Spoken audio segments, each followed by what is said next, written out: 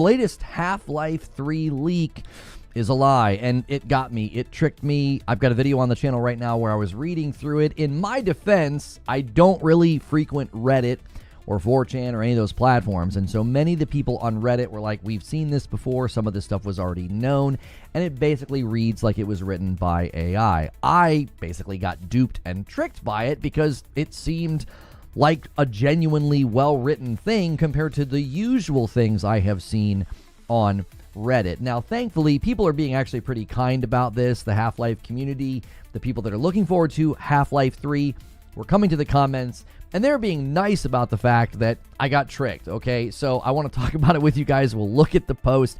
I do want to talk about why it seemed believable. I need to end morning coffee and bring people over. That's the morning segment that I do with members. If you want to be a part of that, if you want in my Discord, consider clicking join. For $6 a month, you get into all the extra content, and it does support me directly. So the reason that I found this to be a believable leak is they were talking about breakthroughs with AI, with machine learning, and essentially solving a problem that is pretty prevalent right now. And that is that we're getting less jumps in performance from really, really high-end hardware. And when you kind of combine that problem with the reality of the hardware trends on Steam, like if you've looked at any of the hardware trends, they actually talked about this in one of the interviews about the Steam machine, how like a huge portion of the Steam audience is not on a very strong rig. They're on like mid-level rigs and down. And that's fine because, you know, a large portion of the games on Steam, you don't need a $3,000 to $4,000 PC to play. They're smaller, they're easier to run, they're more indie, more AA. And that's great. They can be very, very fun. But the Steam machine kind of comes into the equation and made the leak seem more believable. Because many people have thought, listen, in light of the Steam machine price that we've heard is probably going to be closer to about $800 in that ballpark, it's not going to be priced like a console. Well, you're going to need some kind of a killer app. You're going to need something to get people to buy the Steam machine, because the convenience of having in your living room, having Steam in your living room, whatever, I don't necessarily think is going to be a strong enough value proposition for tons of people to drop what is close to a pre-built PC price anyway. But if you ship this thing with Half-Life 3, and Half-Life 3 has had this breakthrough to run on, weaker devices, weaker hardware, well, that'd be a really, really strong selling point, especially because Half-Life is sort of a renowned name, and if these breakthroughs make the game look incredible, and they're talking about how well it's going to look and how well it's going to run on this piece of hardware that's not that impressive from what everybody has said, all the, the tech outlets have weighed in, and the Steam machine's not really going to be sold as this impressive tech powerhouse, and that's fine. It's not really meant to solve that problem. If you want like a really, really high-end PC or like high-end performance, that's something you can purchase right now and invest in. So that was basically why the Half-Life 3 leak convinced me. I was like, man, this seems really genuine. This seems really real. And I was kind of excited because I was like, hey, this could be a really, really big game changer for development. Following the conversation about like Project Amethyst and AMD and Sony and stuff that they've done and advancements that they've made with FSR4. And then, future hardware not really being like a huge jump, but being more focused on giving you better physics, better load times, processing, lighting, things like this to make image quality go up. This just sounded like it was kind of in that lane, and that's kind of why I got excited. But it's pretty clear that it was written by AI. And one of the telltale signs, and this is something that I'm just not familiar with, so I got some education here from people that are more familiar with this, is the use of these dashes. Now, not the dash like the hyphen here in Half-Life 3, but these longer ones here.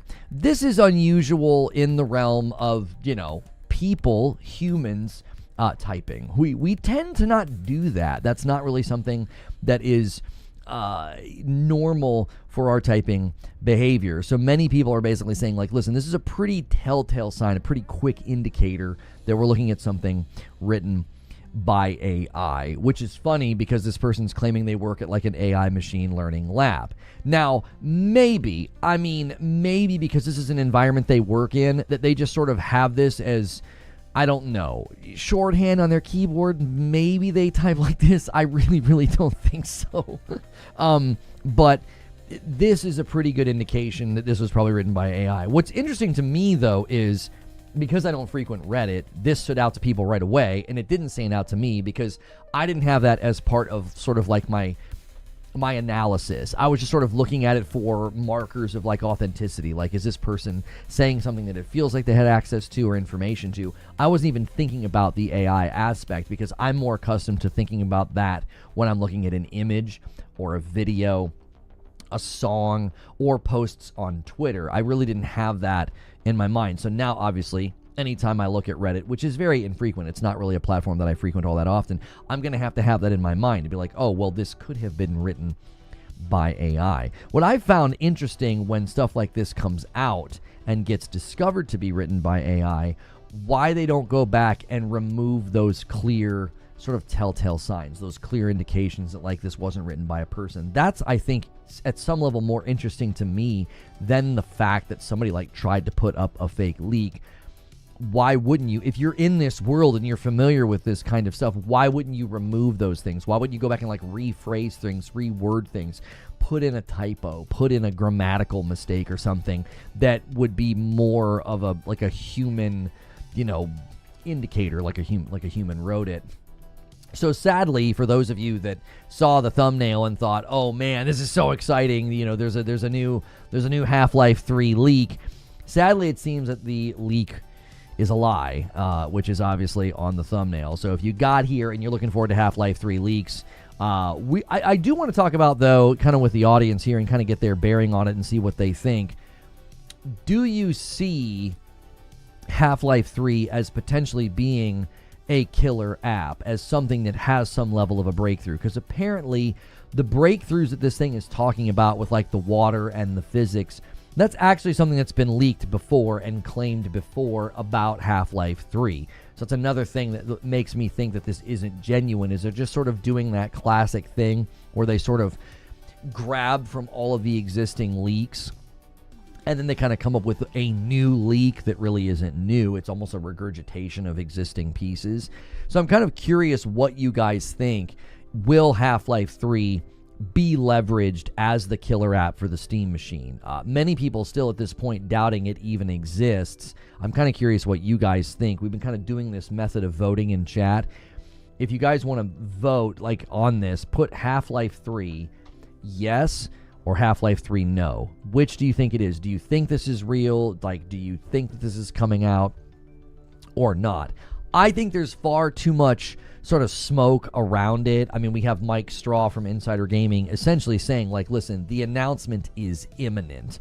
And he also is specific to say there's going to be a Half-Life 3 announcement before the Game Awards, which is very interesting. That's very Rockstar energy, like the way they do their thing with GTA. Like, they don't really use events. They don't really use other people's showcases. They just sort of do their own thing. That feels very similar here. And if somebody was going to do that, if someone was going to kind of like posture like a Rockstar with Grand Theft Auto, it would certainly be Valve with Half-Life 3. They'd be like, well, no, we don't need to come to your event. Now, maybe they show up to the event. Maybe they have more. Maybe they have a deeper dive. Maybe there's Half-Life 3 gameplay that they want to save and show at the Game Awards. But people are kind of voting now. If you guys want to vote, just put Half-Life 3 yes or Half-Life 3 no. I'm just trying to get a bead on where the chat is. Do you think this game is real, chat? Right? Take a quick second, hit the like button, and then just let me know in the chat. I kind of want to see where everybody is on this. If I vote yes, that means it won't happen, says Sven. Bumblepants says Half-Life 3 is coming. It's just a matter of when. WGC says Valve may have a small team that works on games, but the fact remains they are a platform retailer first. Unless they are selling a product with it, it will not happen. So you're a no. Silver Subaru saying no. Rex a Dragon over here saying Half-Life 3 yes. Hadigan says Half-Life 3 yes, but it won't perform as well on the Steam machine as a full desktop. Here's the thing. If their goal is to make Half-Life 3 sort of part of the Steam machine, like it's going to be like, a part of kind of the marketing, a part of the push or whatever, I think optimization is going to have to be one of the breakthroughs. Like this leak that is not legitimate. This leak, people are saying, well, the breakthrough thing has been rumored and leaked for a while. That does actually seem to line up with how they built the Steam machine. It's almost like the two would go hand in hand in my mind. Like, you built a Steam machine to be in the more mid to low level rig power. It's not meant to be like a super strong PC. Then you're going to have your killer title be built around that as well. The last Half-Life came out 20 years ago. Who's going to want to jump in on the third game? The second game ended on a cliffhanger. How many people even remember that? I think these are all fair questions, True King. I think these are all fair questions to ask. I do think there are certain games that just bring with them a lot of weight. Not necessarily like market. It's not market interest based off of like an existing fan base where they're like, oh my gosh, we're finally going to find out what happened, after Half-Life 2, right?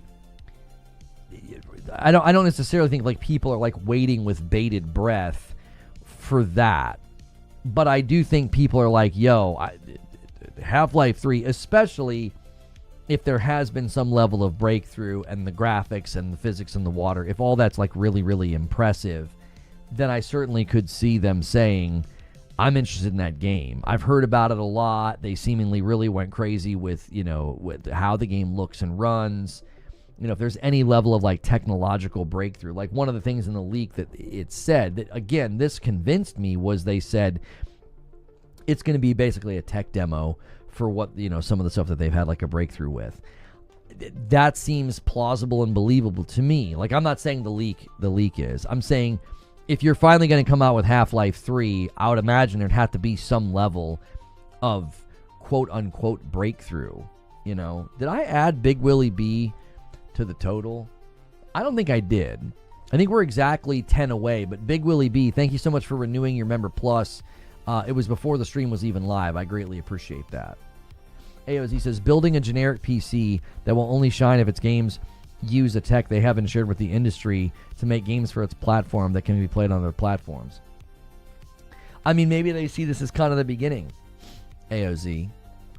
I mean, it's possible they're taking a bit of a page out of the playbook of Epic. Now, Epic Storefront obviously hasn't competed or even made a dent, in the Steam marketplace. Steam's dominance on PC is pretty obvious. Yo, an anonymous gifter wins it for Twitch and gets us to 351. I now owe Twitch, I believe I owe you guys 4 members.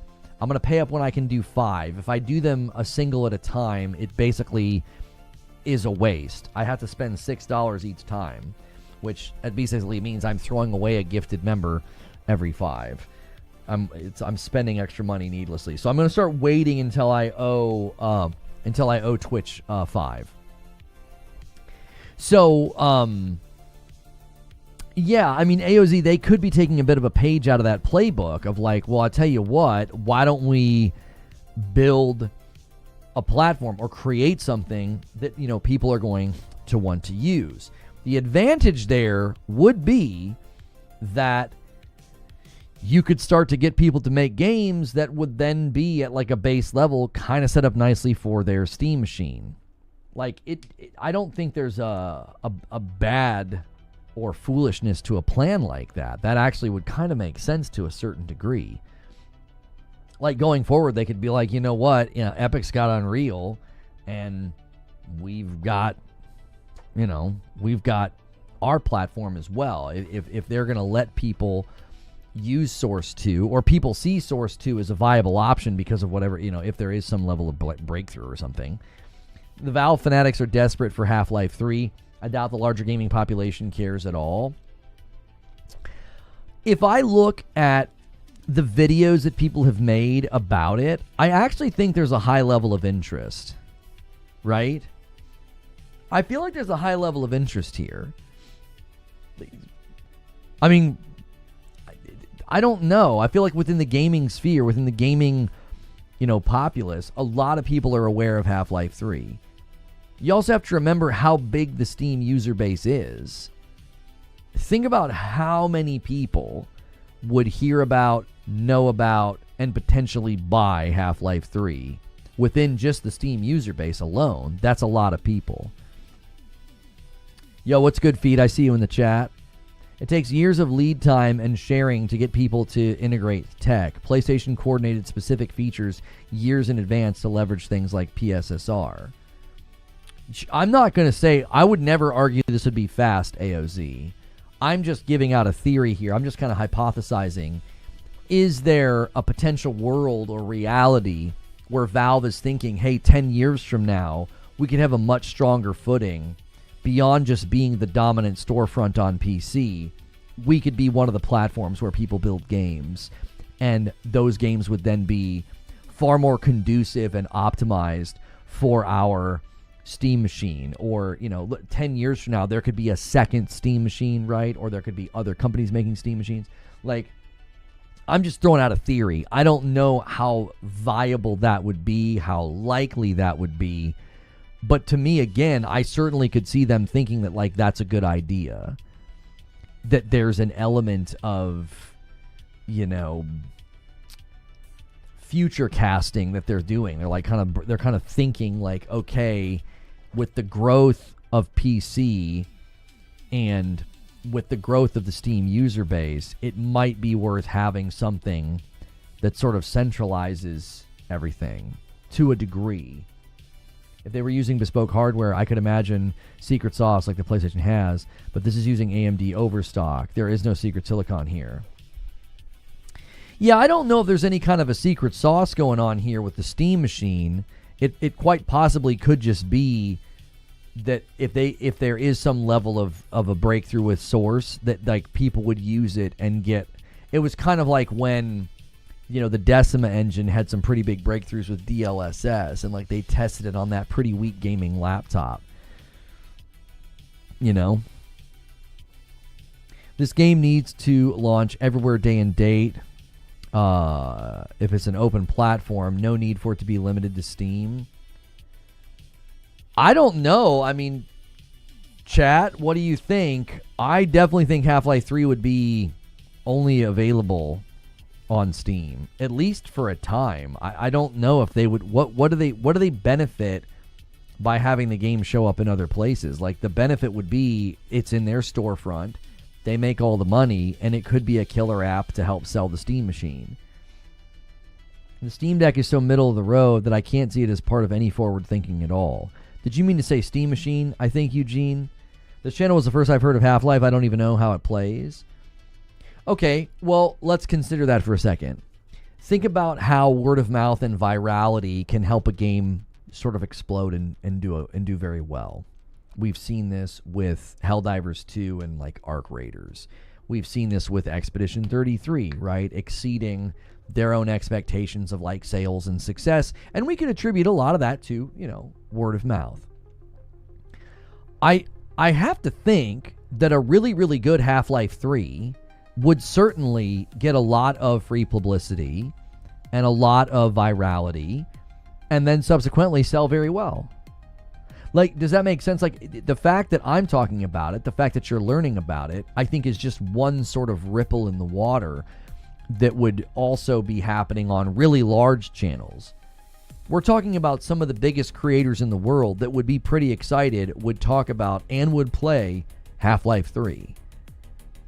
Like, especially if it's absolutely awesome and they nail it and it's got cool story elements or graphics or this stuff that we're hearing about potentially with the water and the physics. I don't know. I feel like it could certainly make a splash, especially with the way word of mouth.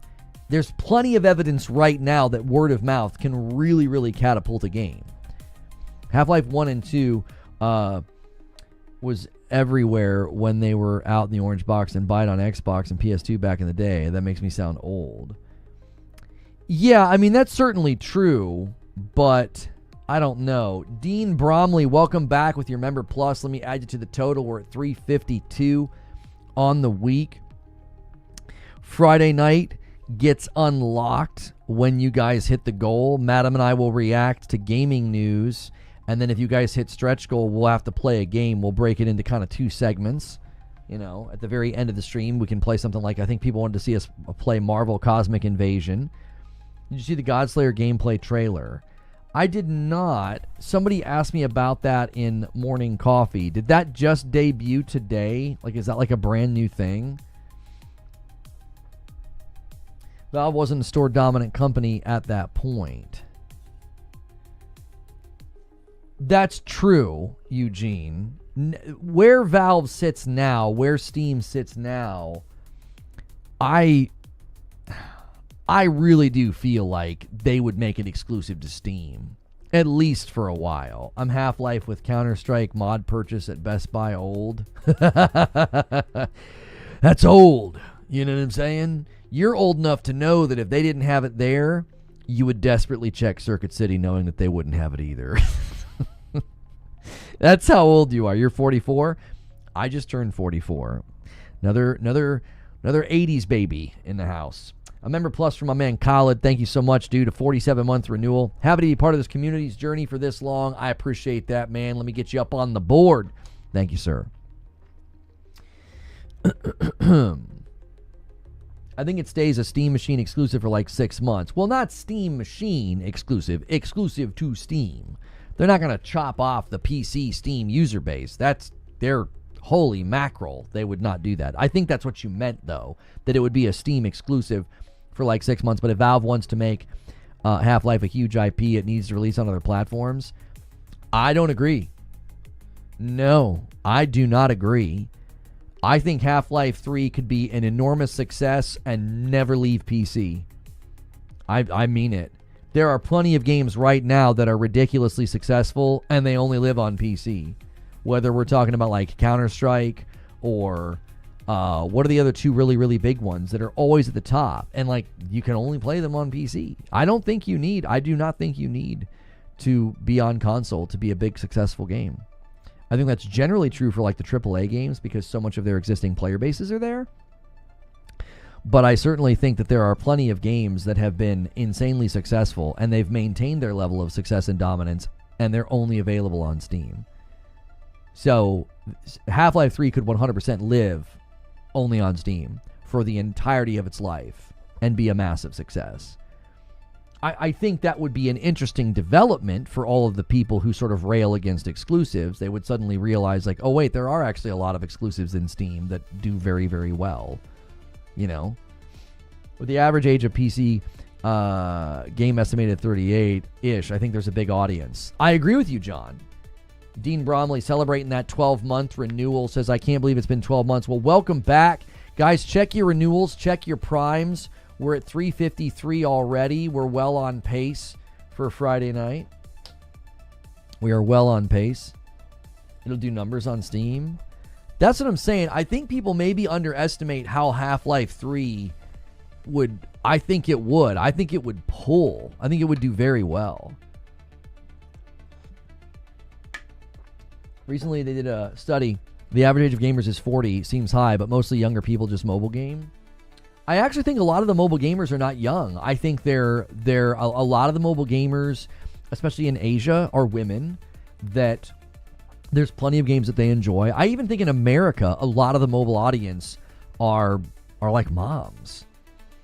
Moms and grandmas and aunts. Like, I mean it. I think a lot of people who game mobile are women.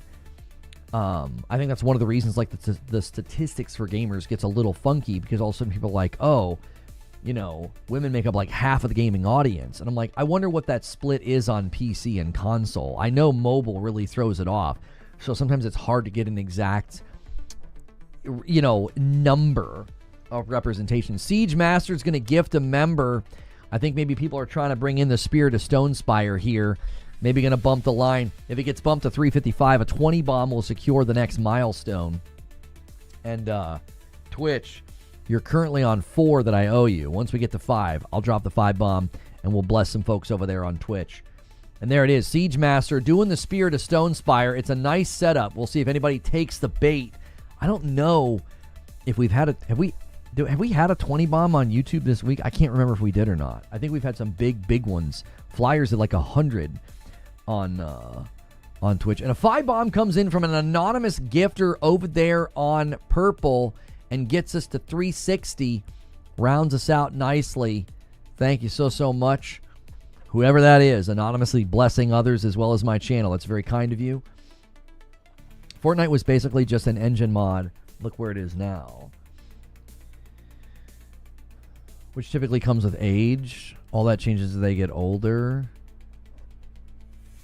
It's not so much age as disposable income. Yeah, I think a lot of the behavior of gamers does change as you get older. Yeah, I think that's where a lot of the predictions about gaming and trends with gaming and mobile and all of that, I think a lot of those predictions are actually very bad predictions, because you could look at, teenagers right now and be like, well, all they do is play on mobile and iPads.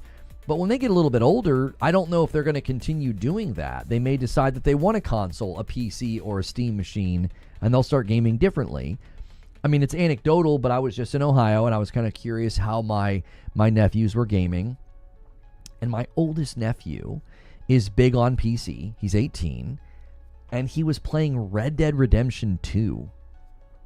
It was like he suddenly realized, like, oh, this is a fantastic game. I need to play this now. And then my other nephews were playing on console, and they were playing games like, Brotato, and they were really interested in trying out Arc Raiders. And, like, you would expect them to be, like, all about the mobile and the iPad and da-da-da-da. And I mean this, they've kind of drifted from those games. They don't really play them anymore. There was a time where anytime I was around them, they were pulling out phones and checking on their Clash of Clans or their whatever. And they're not doing that as much anymore. They've changed. They've played other games. They've had other experiences. This game looks incredible. Wait, does Replaced actually have a release date? Or is that an old trailer? Paul, I swear, if that's an old trailer, I will throat chop you. It's 32 minutes old. What's the release date? March. Yes. March 12th. We finally have a release date for Replaced. Boys, it's here. It's almost here, I should say. It's almost here. This is it. I've been so waiting for this. Hang on, let me give you some sound.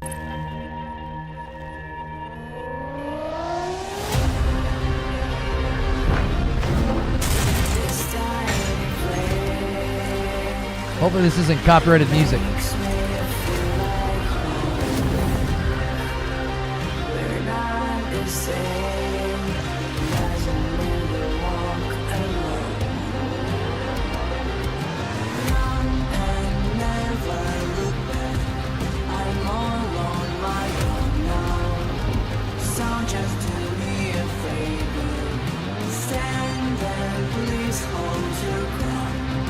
Time is to come yet to become all savior.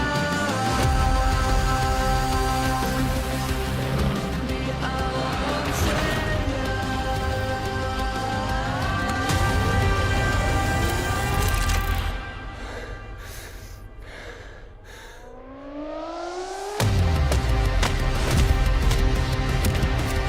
This is sick, yo.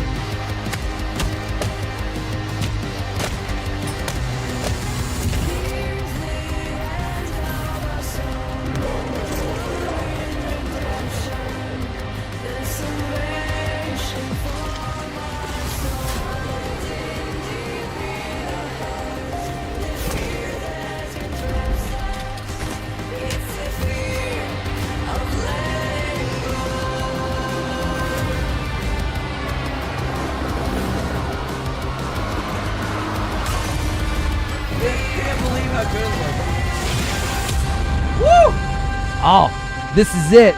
This is next year's Expedition 33. This is next year's Expedition 33. I'm freaking calling it right now. I'm calling it. This game looks so stinking good. That soundtrack, what they're achieving with pixel art, dude, frick. It's worth the wait. March 12th, this game is going to be next year's Expedition 33. Everybody's going to just not stop talking about it. I can feel it. the sound, the vibe, the tone, what they're achieving with like pixel art in like a 2D / kind of 3D. Good night. Let's lower some expectations. No, I'm here to tell you, the first time I saw Expedition 33, I said, that's Game of the Year material. That game's going to surprise people. I think this game next year is going to have that Silk Song Expedition 33 vibe. People are going to be all about this. I'm telling you, people love this kind of thing. They love something new and fresh and creative, something they haven't experienced before. I've never seen a game like that before. Have you? Like, what in the world? You know what I'm saying? It looks so good. The vibe, the feel, the music. They are cooking with gas. They're cooking with gas, that developer. It's going to compete with 007. Yeah, 007 looks fine. Come on. 007's not going to take the world by storm at all. It's Hitman DNA. Like, it'll be fine, but it ain't going to take the world by storm. I'm telling you, the way the gaming community reacts to games and the way they kind of get behind games, Replaced is going to stand very tall next year. You watch. The way that Hades and Silk Song and Expedition 33, the way those games got treated this year, Replaced is going to get the same treatment next year. People are going to be over the moon with that game. They're going to be like, this is such a fresh experience. It's so new. It's so all the words, right? I can't even talk. I'm telling you, that's going to be next year's Expedition 33. It's going to be the media darling that everybody talks about. I can feel it. I miss these though. Dean Bromley with 2 single gifteds in a row gets us to 362. Thank you so much, sir. I don't see Game of the Year. I'm not speaking within the realm of Game of the Year. I'm saying this is the media darling next year. Everybody's going to be talking about Replaced the way they've been talking about Silk Song, the way they've been talking about Expedition 33.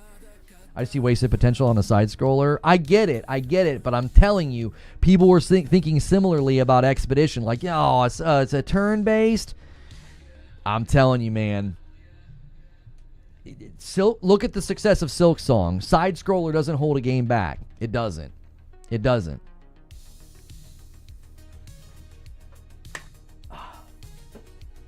take over the zeitgeist. I can feel it. You can just, I don't know. There's a quality and there's something about games where as soon as I set eyes on it, I'm like, oh, people are going to just go nuts for this. Yo, the OA with a $20 super chat. Fortunately, I'm at a place in life where I can buy fully priced game, play for 15 hours, have my fill, and go to another. When I was a kid, all I played was very cheap and free because it was all I could afford. Well, it's great to be at a place where you can do more. You know, it is. It's nice to be at that place. Let me set the I will gift a member. Let's set the super chat goal. I forgot to set the super chat goal. Thank you so much. It's going to take over my Steam Deck OLED. I'm telling you. Yeah. What did Creature say? Something about film it now? You won't put it on film right now? Bet you won't. What? You can take that out. Just go yank that reaction out. I'm telling you right now. That's next year's Expedition 33. It's one of them. It's a Silk Song. It's a Hades 2. It's an Expedition 33. That frickin' soundtrack, if the whole soundtrack is that good, people will not shut up about Replace next year. You watch. I envy people that can get immersed in a game like that. I just can't. I kind of feel that way about certain games, Eugene. There are games that just don't hook me, and everybody's like, they just, they love them so much. Like Baldur's Gate 3 is an example. I do. I envy the people that were able to enjoy that game the way that they did, because there was just so much quality and value there. If it doesn't hit you, it doesn't hit you. I think you're in love with the soundtrack. I mean, I think you're simplifying my position. I can speak for myself. I don't need you to do it for me. I looked at that and what they're doing with 2D/3D, 2.5D, what they're doing with pixel art, the vibe, the lighting, the tone of that game. It was like a movie. I was like, this is unbelievable. And I think it's going to be worth the wait. It's going to be like Silk Song, where like everybody was like, whoa, where is that game? People have been saying that for a while about Replaced. They're like, where is Replaced? Where is it? It was supposed to be out like 2 years ago. So, yeah. It's called 2.5D. Okay. 2.5D. Okay. All right. Are you familiar with that, Zubair? 2.5D? Never mind. That's me with side scrollers. I 100%. I can't yank while live. Record it. Say it with your chest. What do you want? You want me to rewatch it? What are we doing here? What are we doing? What do you want this to be? There it is. Zoom. Do you think CD Projekt Red will be able to hit their goals of Witcher releases in the 6 years that they have? I think it's possible if they build themselves sort of a sandbox game world platform to expand upon. Yeah, I think so. I think if they can get a really, really good tech solution in place that makes building the game, adding to the game, adding stories, whatever, if that makes it easier, yeah, I think they could. Because we know sequels can come out faster. So, maybe. You can do it later if you want, but you're saying a lot that wasn't said while it was playing. Well, yeah, I didn't want to talk over it. I did not want to talk over it at all. When's God of War 2.5D? That currently is a rumor from reliable sources, but unconfirmed, not announced. We don't know. We do not know. I don't necessarily think we need to pounce on that right now. We could do a video on that later. Let it kind of cook. Let it kind of cook in the algo. There'll be some bigger guys that probably talk about it. I wouldn't be surprised if I'm not the only one that thinks that. I would not be surprised at all if there's bigger YouTubers and bigger creators that are like, yo, this game's going to be something. There's something special here. It just, there's a quality there that you almost, it's hard to describe, but there's something special about that game. And I know if you're tuning in for Half-Life 3, dope shirt, thank you. We've been talking about the fact that the latest Half-Life 3 leaks, well, they weren't true, sadly. Let me actually put a link to the existing stream on that video, so people can come in. I'll go leave a comment on it, because I looked at the leaks last night, and people are being really kind. Even though I got tricked. Let's see here. Half-Life 3 leaks discussion. Let's do live discussion. I'll just pin that comment on the video, so anybody finding that video, maybe they'll wander in here. So we appreciate you guys being here. If you found the stream today on your homepage, a lot of you guys are finding this by searching Half-Life 3. I do gaming news, gaming variety news coverage Monday through Friday, so I'll pull up trailers, videos, articles, and react to them. And we are largely supported by the viewers. So thank you, Winged Wheel, for 5 gifted members. I appreciate that so much, getting us to 367. This is a fan-funded channel. We do full-time broadcasting, and we just this year, hit 50,000 subscribers on YouTube. So we're not like this monster channel, and yet there's a monster amount of content on the channel. There's uploads, there's a Discord where you can hang out, there's members content, there's live streams like this. So if you hit subscribe, also consider hitting the like button. That helps us out. And then if you decide to become a member, that's a huge, huge help to what I do. Yo, it's good, Melrose Mike. 17-17 today. Oh, it's tied between Twitch and YouTube. That's right. Bit of a tie going on. Thoughts on Sony's partnership with the creator of Left 4 Dead? Well, I think it indicates a couple of things. It indicates that they are continuing their live service efforts.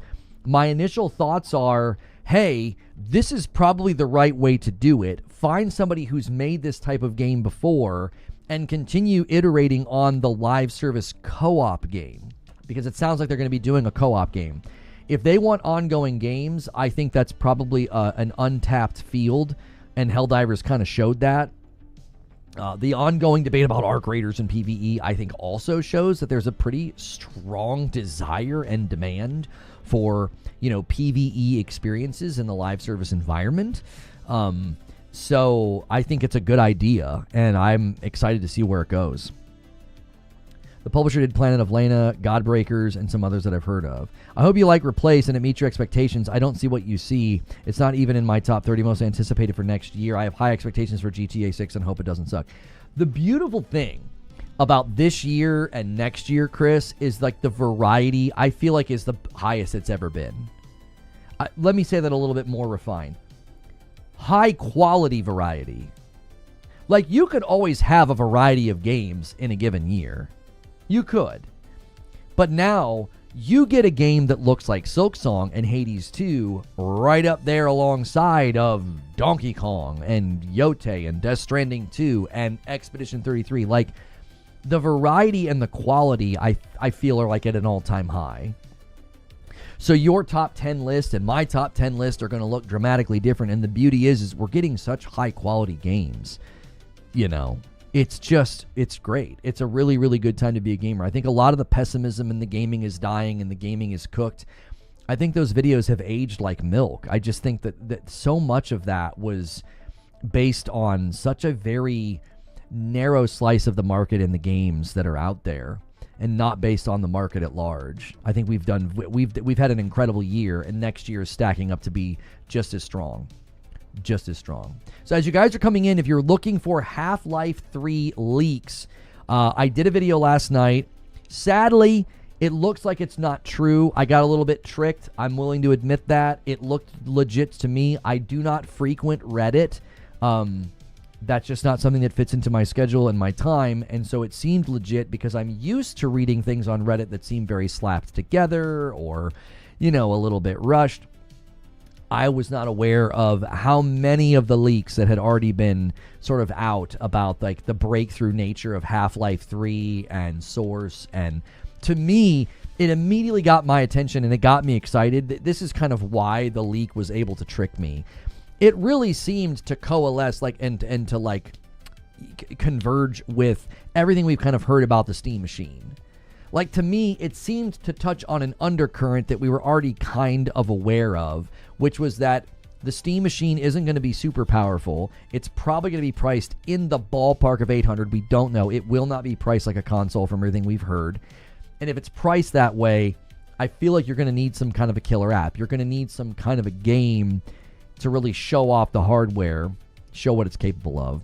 And what I read about Half-Life 3 seemed to be that, and that's why it tricked me. I can't stand leaks. I just wait for official confirmation these days. I will say that the Half-Life 3 announcement, I'm very confident that we hear something in the coming days before the Game Awards. Mike Straw from Insider Gaming he doesn't strike me as the kind of guy to just like throw stuff out there. He and others are like, this thing is real, it exists, and the announcement is coming. They don't typically do that. The guys from Insider Gaming seem to be usually very careful. They seem to very much, vet their sources and look into things before saying anything, publishing anything, commenting on anything like this. So I feel like how do I want to say this? I feel like there's a difference between a leak and an insider, right? I feel like there's a difference between a leak and an insider. Like, a leak is when someone's like, hey, I got this picture.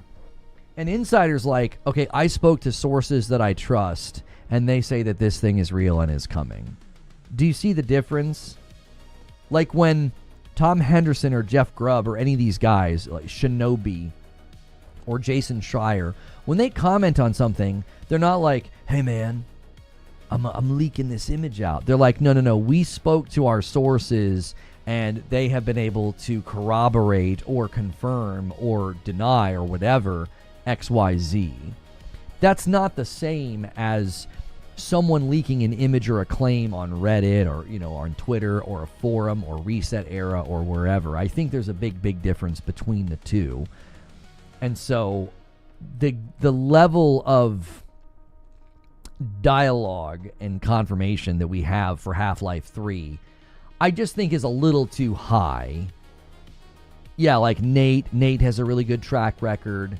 I think Special Nick also has a pretty reliable track record. I think they both have, and they tend to not say anything unless they're really confident in it. At least that's been my general estimation. This is built on the new Source engine or something entirely different. Well, the leak that tricked me is claiming it's in Source 2 and it's made some breakthroughs. I think they were piecing that together from other leaks. The only reason Mike doesn't want to give something official is because he knows it could out the source. That also makes me trust Mike Straw. Thank you, Fuzzy, for bringing that up. Mike Straw has been very careful in how he's talked about Half-Life 3 because he doesn't want to expose his source. Something that really makes me trust an insider is when they go to the length that they do to protect their sources, because they don't want to lose that access. They know how valuable that is to them. They also don't want to put somebody's job in jeopardy by being like, yeah, I was talking to Dave last night and he said, like, it's like there's two sides to the blade. They want to protect their source out of like respect of like, hey, I'm not trying to get you fired. It's a symbiotic relationship. And they don't want to lose their source. They don't want their source to be like, hey, man, you're playing pretty fast and loose out there. You exposed me. I can get fired. And then they don't get any information anymore. That makes me trust what somebody's saying even more, when you can tell they're going through the due diligence of like protecting their sources. I just watched the Godslayer trailer. It looks awesome, but it still feels not real. I'll wait for more. They said with Half-Life Alyx, Valve put out different dates on purpose. Yes, so you guys might not be aware of this, but like they'll put out bad intel to try to find a leak. So, if Dave is in, the marketing team and he hears a date and he tells his buddy and it gets out, they know where the leak came from. They're like, well, we let this team over here think it was this date and we let this team over here think it was this date. And that's how they find their leaks. I think there's a handful of things that have been happening recently in game coverage. And one of those things is we're sort of in an insider leak meta. Well, that's going to, for every action, there's an equal and opposite reaction, right? Well, these companies they're not going to like that. They spend an awful lot of money to plan things and to schedule things and to do research. And when someone's like, hey, my buddy said, and then all of a sudden their plans are out there on Main Street, they're like, oh, for Pete's sake. You know what I mean?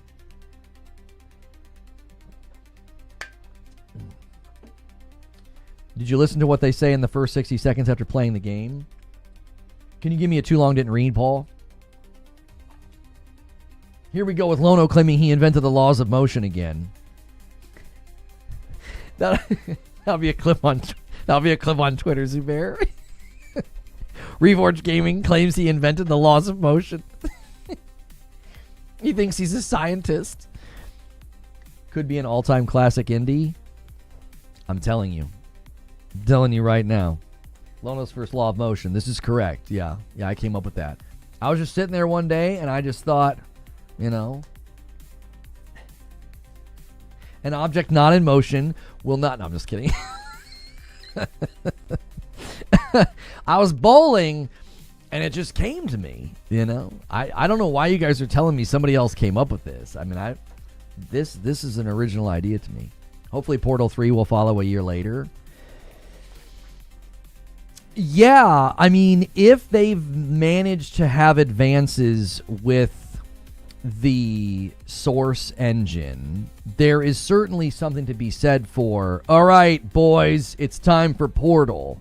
Give Portal its day. Give Portal its due. I would love for that. I love Portal 1. I love Portal 2. I wished that Portal 2 made sense to my wife. We love co-op games, and we played that for half of an evening, and she's like, no, I'm not doing this. When I said that she needed to like jump through a hole and then shoot a thing on a wall and pop out another hole, she's like, I'm not playing this. She's like, nope. Yeah, Hilly didn't make it very long either. Hilly and I don't know, did we make it through? I think we made it a decent chunk of the game, Hilberg, before we bailed. It just wasn't very entertaining.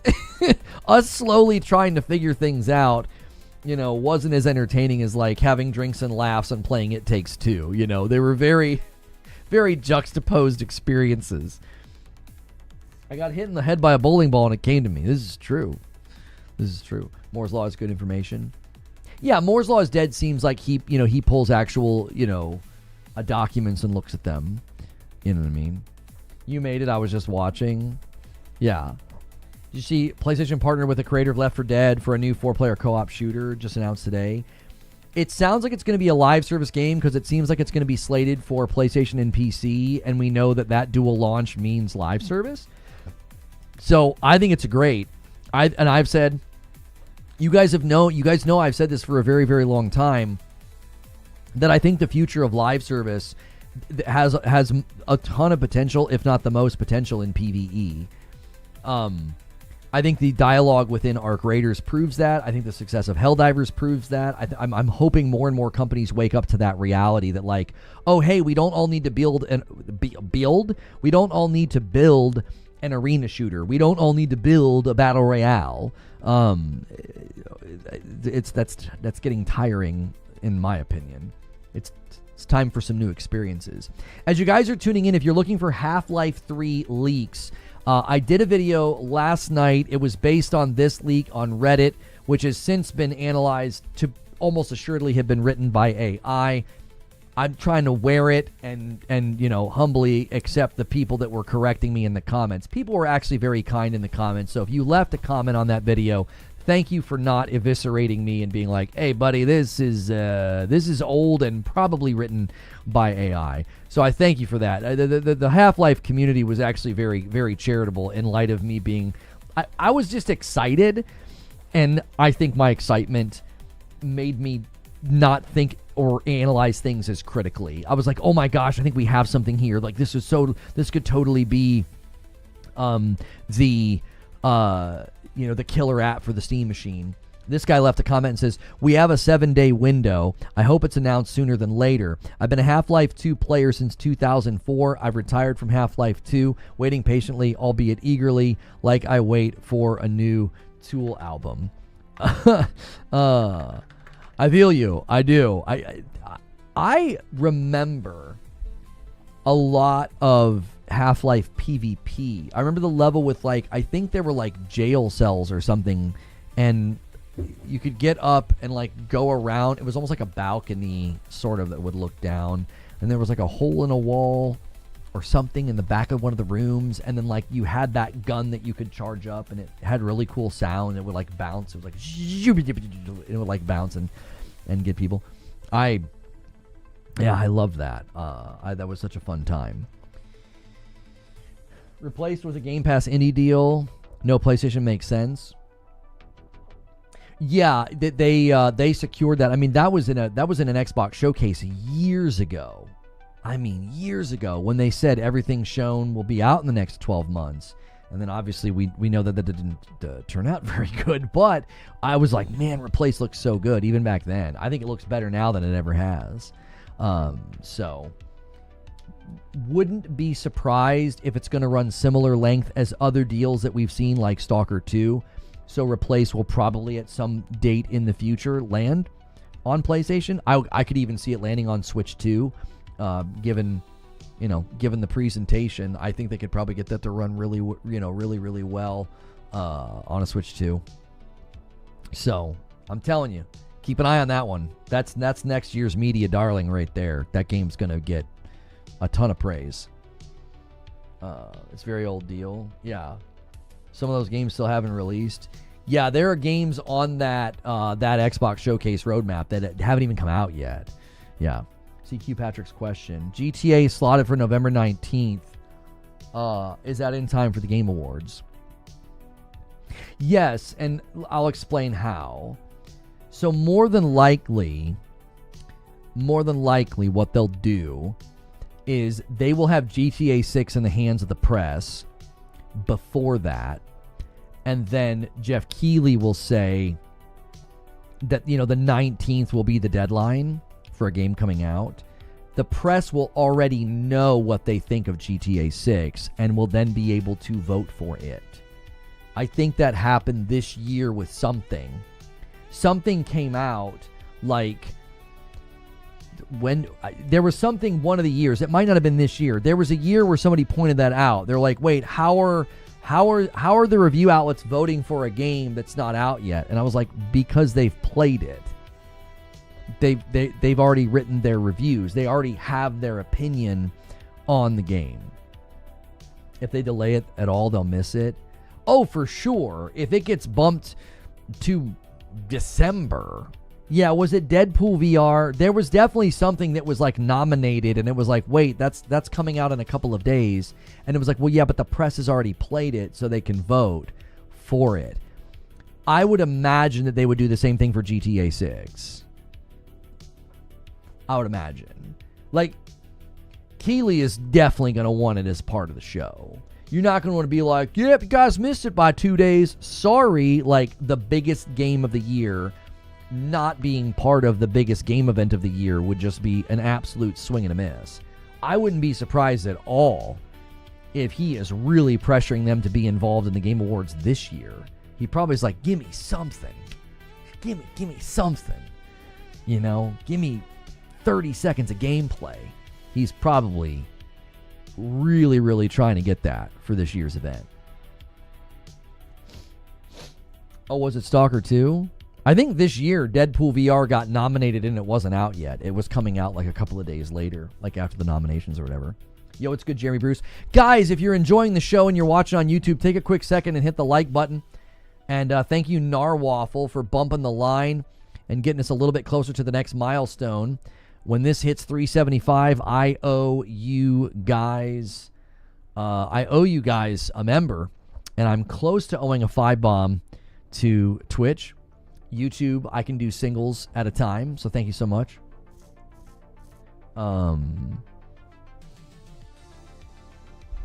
It's not that big, it's just the mirror. Huh? Have you tried Marvel Cosmic Invasion? Such a good nostalgic time. I was going to try that with Madam. I think this week, if you guys hit the goal, what we're going to do is we're going to do, so if you guys have never been here, on Friday nights, we have my wife react to gaming news. It's really funny because she's not in this world at all. So make sure you're here for that. Friday nights at 8 p.m. If you guys hit 500, we do an extra stream, and that's the stream Friday night. If you guys go beyond that and hit like a stretch goal, you can usually make us play a game.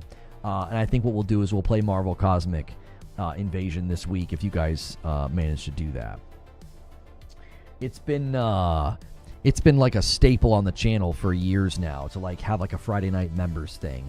We've tried making Friday nights public, and it seems to have gone pretty well. Like some people have been like, "Oh, I didn't know you do evening streams." I tend not to, but we do that on Fridays. So, yeah. The big news of today is that the Half-Life 3 leaks, well, the latest leak, is a lie. I don't think this is genuine. Now that people have left enough comments and enough feedback, I definitely think this guy saying Half-Life 3 tomorrow an hour ago. Why tomorrow? Mike Straw said that the Half-Life 3 announcement is going to be before the it's going to be before the Game Awards. So, I mean, it really could be any day. I don't know what the odds are, though. Deadpool VR released the day the award nominations were made. It had already been reviewed by several sites. Yeah, that's right. That's right. So, yeah, that happens. That's a common thing that happens. You think it'll be a Wednesday like the Steam Machine? So Wednesday's not a bad guess because that's the day before the Game Awards. I could even see them saying, tune into the Game Awards tomorrow for gameplay or something. Like they announce it on Wednesday and it's more cinematic and it's more just to kind of like drum up excitement. And then they could even say, hey, tune into the Game Awards if you want to see, you know, the debut of Half-Life 3 gameplay. I could certainly see them trying to leverage that. Not going to the Game Awards, to me, would be a very strange decision. It is such a big event. It has so many eyes. It has so many people watching it. I don't know.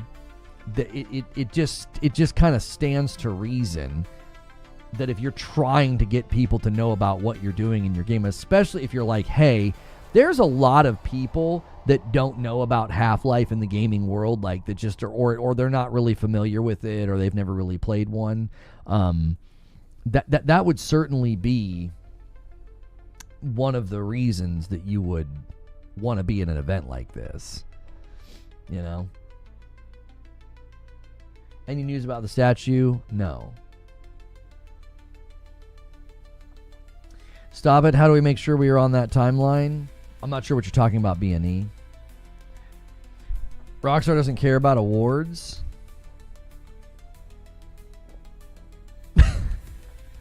Come on. To be like, yeah, we don't care if we're a part of the biggest gaming event of the year.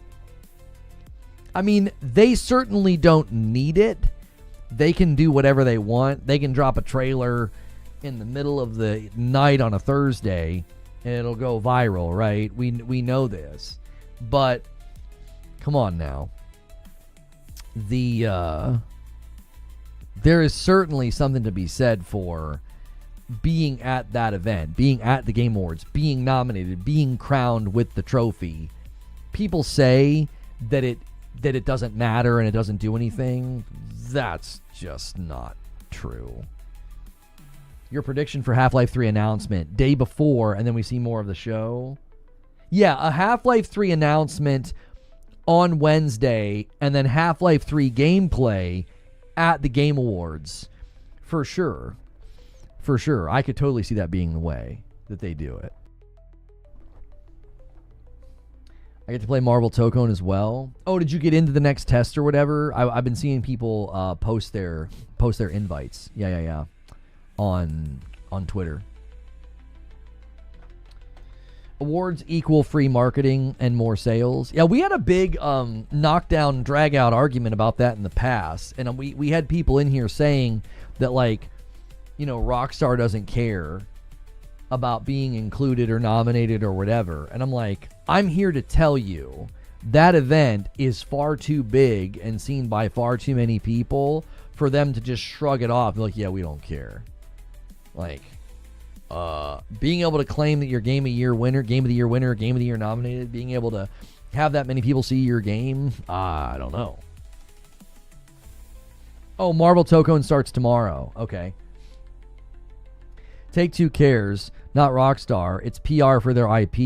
The devs at Rockstar are not into that kind of stuff. That's what I'm saying. Like, I can't see Take-Two being like, yeah, we don't really care about that. You know, we don't really care if we're at the event. We don't really care if we're nominated. I highly doubt that that's true. People say the same thing about the Oscars, but you know what happens when you win Best Picture or Best Director? Not only do you get the prestige, but you get to write a blank check for your next film. Cross asked his chat if they would be okay with D2 going into maintenance for D3 development, and 70% said yes. Yeah. That's not surprising at all. The Destiny 2 Renegades numbers are pretty much where I expected them to be. You're not gonna bring that game back from where it's headed. It's headed to the end, and that's okay. That's not doomsday. That's not hate. It's run a very, very good race. It's time to hang it up. You know, it's time to work on the next thing.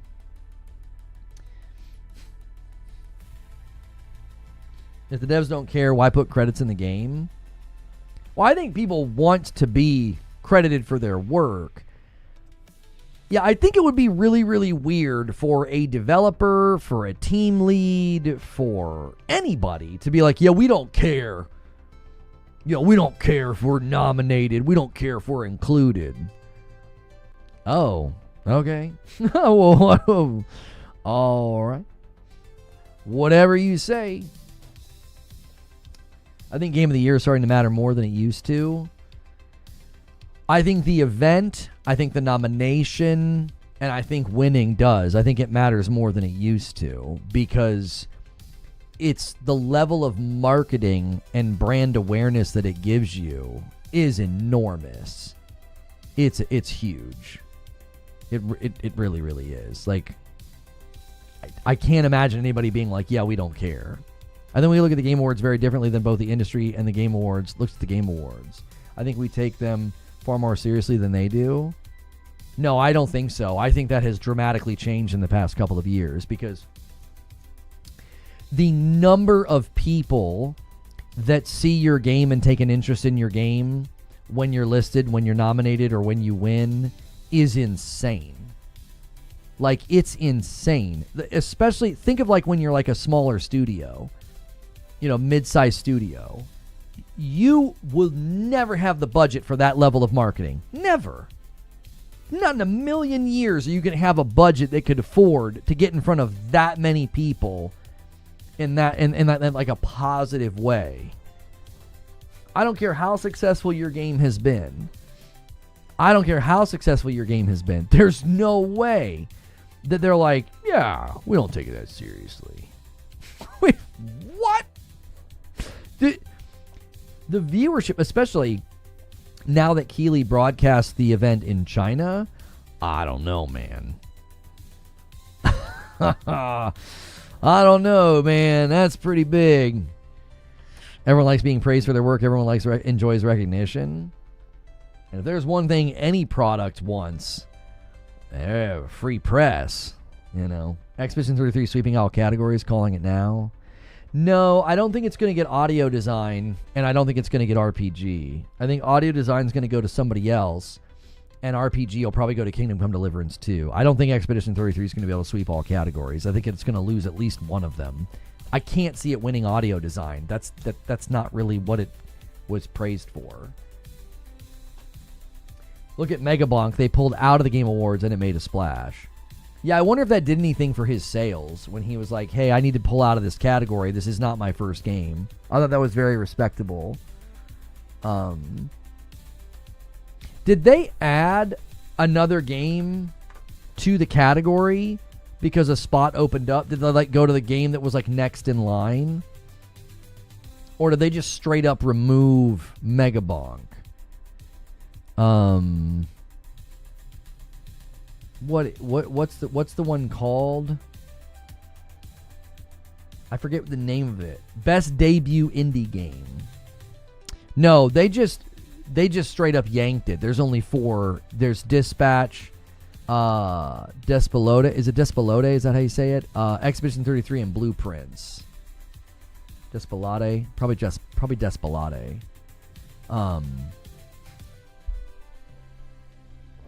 Yeah, they should have. What's interesting is wouldn't you reach out to the dev and say, hey, you've been nominated? And he'd be like, well, why? I shouldn't be in that category. And then they could have gotten the appropriate, fifth game there.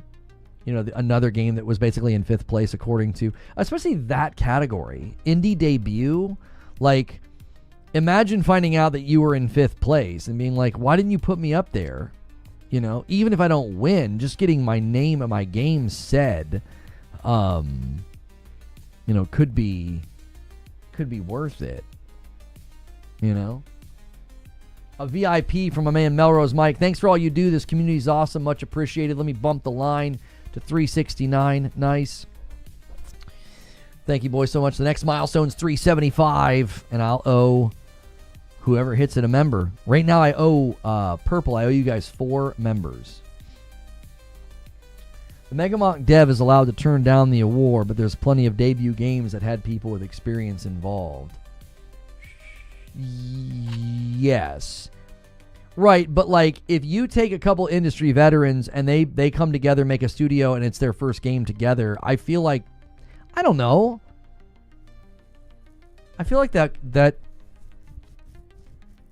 I don't know. I'm arguing with myself right now in my brain. Like, I could see why you would say that's not really their debut game, but I also feel like praising them for coming together and making such a great studio and such a great game is worthy of recognition.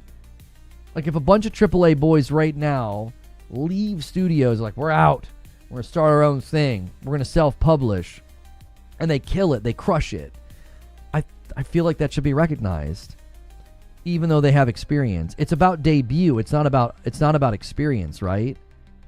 In my mind,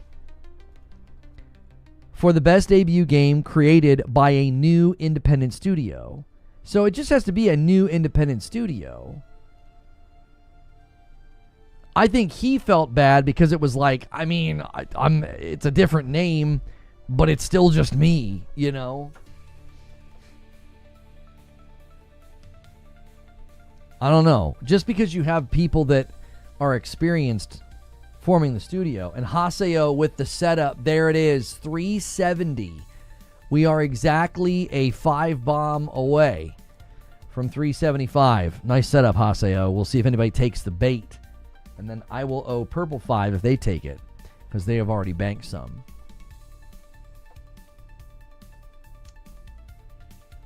Haseo's going to do it. Nicely done. This guy sets up his own spike. You love to see it. A 5-bomb from Haseo. And then an Agent of Chaos comes in from Mr. Raphael McCoy. And he bumps the line to 376. Thank you so much for doing that. And Johnny Always just a little too slow for Purple. A 5-bomb for Purple. We are now 19 away from the goal here. I owe YouTube one. Let me do it now before I forget. New category, best experienced dev collab. You can get lost in the weeds here, though. Like, how do you define an experienced dev? Like, how many years do they have to have? And blah, blah, blah. Like, I think you can definitely overbake this cake and really overanalyze, overthink it. You missed. You almost sniped it, Johnny. You almost did it. And another 5-bomb comes in from Rockin' Robin. We got a little bit of a member train going here. We are now at 386. Thank you so much, Rockin' Robin. Appreciate everybody being so generous to the stream on both platforms. It's how we're able to do this full time. I do think they should have a DLC category, though. I really, really do. I've got some videos to react to as well. You guys want to see the Godslayer thing? That's like 9 minutes. I've got a Laura Fryer video. We'll do that in a while. Still just loosely staying on topic with Half-Life 3. If you've tuned in, Half-Life 3 leaks have been abundant. At this point, the Half-Life 3 announcement is, I think, imminent based on, the people that have been talking about it, the way that they've been talking about it. One such source would be Mike Straw from Insider Gaming. He has indicated that the announcement is imminent and will happen before the Game Awards. It'll happen before the Game Awards. And that means it could really be any day now. Right now, the current theory that we have is that a Half-Life 3 announcement will happen next week on Wednesday, and then the Game Awards being Thursday. We might be treated to, some Half-Life 3 gameplay at the Game Awards. What I really like how we've kind of gone the full gamut here. I really do like how a lot of the insiders and leakers, they're not ruining these events anymore. Now, some of that's because I think some of these guys lost their sources. I think their sources have buttoned up or, have been told to stop. But I also think people are just being more respectful. And they're like, you know what? Like, I know Shinobi is very classy about this. He's like, he won't ruin an event if he knows something. Jason Schreier is not ruining what the statue is about for the Game Awards. Like, he knows what it's about and he won't ruin it. I really do appreciate that because they could really ruin the whole thing. And I'm glad that they're choosing not to. Just joining, we talked about the Bad Robot collaboration. Yeah, I think it sounds good. I think it shows that, PlayStation is not backing off of live service. Many people assume they're going to back off of live service. I don't think that's the case. They've made too much money with Gran Turismo 7, MLB The Show, Helldivers 2. They're likely going to make a ton of money off of Marvel Tokone Fighting Souls. So I don't think they're backing off. I also like that it sounds like they're maybe leaning into or greenlighting something that would be more in the PvE co-op lane. I also like that they're going to somebody who has done it before. Not that Left 4 Dead was live service, but like a co-op environment. I think that's good.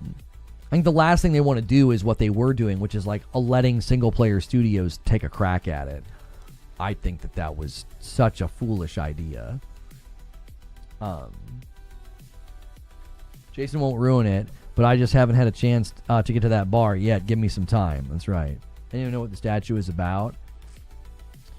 Current theories are something completely brand new that nobody's expecting from an IP or a studio that will get everybody excited, because Jason Schreier did say it's a good one. So that to me would indicate like it's a big game or a big studio or a big franchise. I theorized yesterday that it is Elden Ring or something from FromSoft. It could also just be something from PlayStation, because they have done the whole, like, put a statue in the public space for marketing. Like, they've done that before. So there was, like, the PlayStation 5, and then there was Kratos' axe, and now we've got this statue. It could be any one of those things. Like, I don't really think I'm campaigning for it to be anything. Like, some people are theorizing that it's still God of War, where, like, Cory Barlog didn't, he said it wasn't GOW. I think that's really unlikely. I think that's a bit of a reach, but I think that's a decent theory that, like, he could have immediately thrown everybody off the scent. There were even people throwing out Half-Life 3, and I'm like, there's no way that statue is for Half-Life 3. It doesn't fit, like, at all. So there are gates like that in Elden Ring. There are runes that look very similar to, like, the branches when they're lit up. The branches and the way that they're shaped are very similar artistically to, Midra, God of Frenzied Flame. People thought I was saying it was about Midra. I was like, no. I'm seeing artistic DNA here. I'm getting FromSoft vibes. And people are like, well, that's not what those things look like, and they're not demons, they're not this, and they're not that. And I'm like, for a while I thought it was, Path of Exile's Last of the Druids, which is like a DLC that's hitting the day after the Game Awards. But that doesn't seem to fit since they've already largely announced, shown, and talked about it. Like, this seems like it's going to be a big surprise and a big announcement, not something that we are already aware of. So,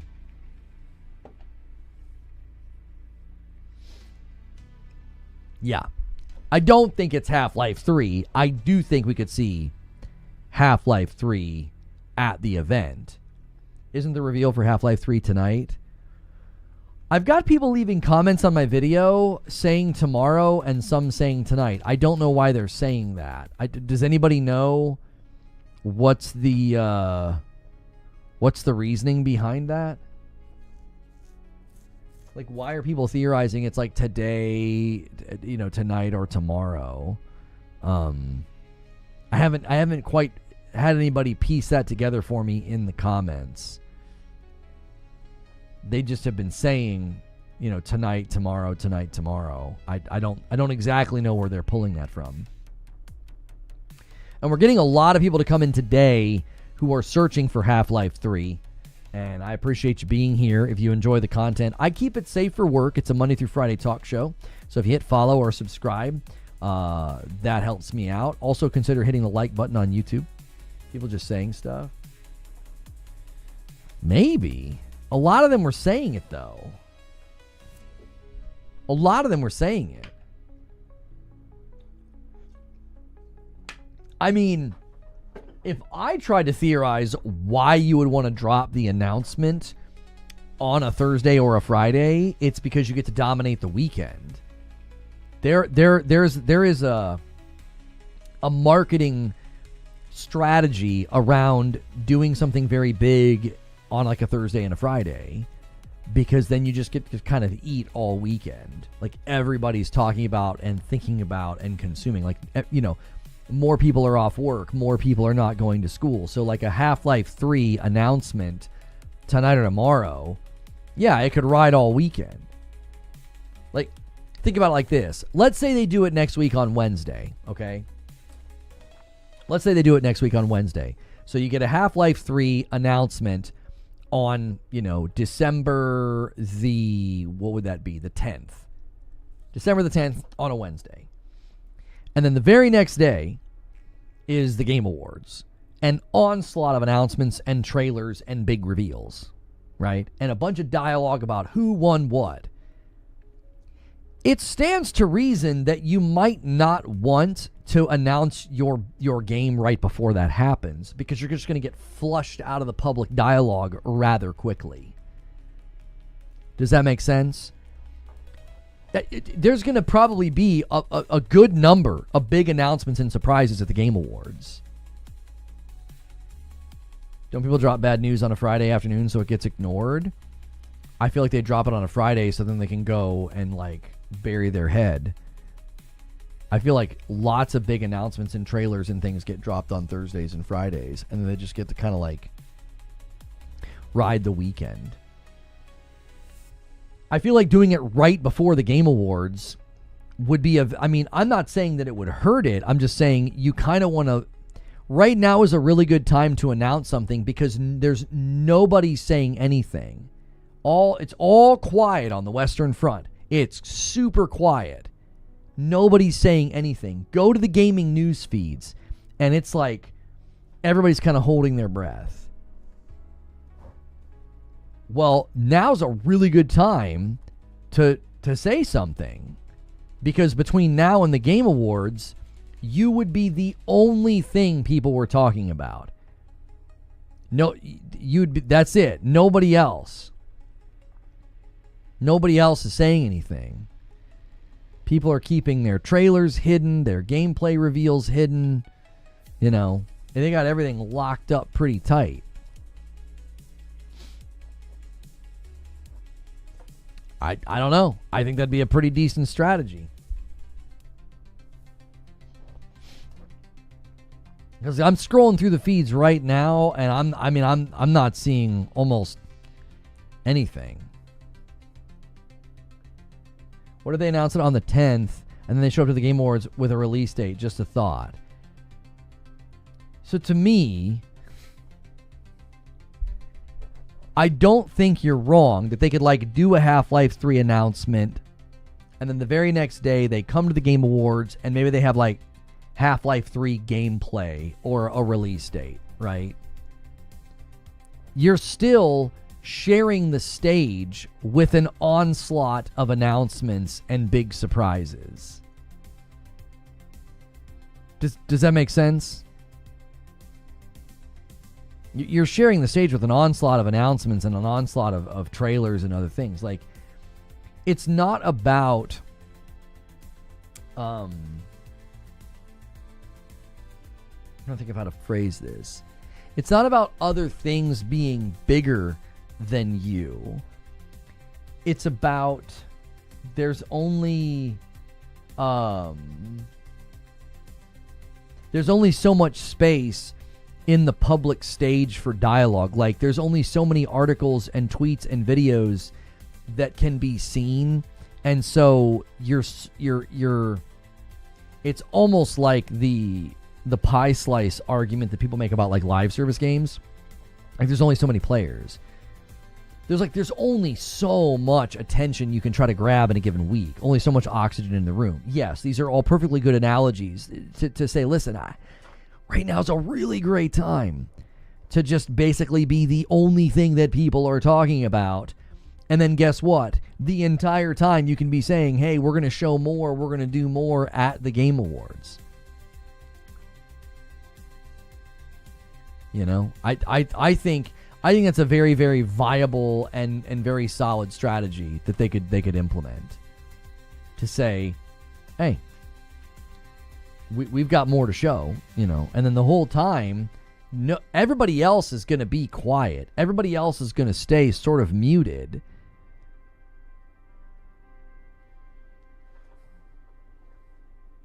because they're they're not going to want to essentially shoot their shot before the event. Now some might, like I think if you're slick and you're savvy, I think right now is a really, really good time to be out in front of the public and to be making an announcement of some kind, because nobody else is really saying anything. Everybody's very, very buttoned up and quiet. I think in general, that's a common theme before these events, before these showcases. It's a very, very common theme. I don't think it matters if Half-Life 3 is real. People have been wanting the game for years. It'll be the biggest announcement. I don't know if that's true. I don't know if it will be the biggest announcement. There are really big properties and studios and games. There's a lot of gamers that are just completely unaware of Half-Life. I don't know if it's like a guaranteed dominator like that. I think it will be more popular and more known and talked about and played by more people and purchased by more people than a lot of people are thinking. I think some people are like really underestimating Half-Life. But I also think that it's out of the frame for a lot of people.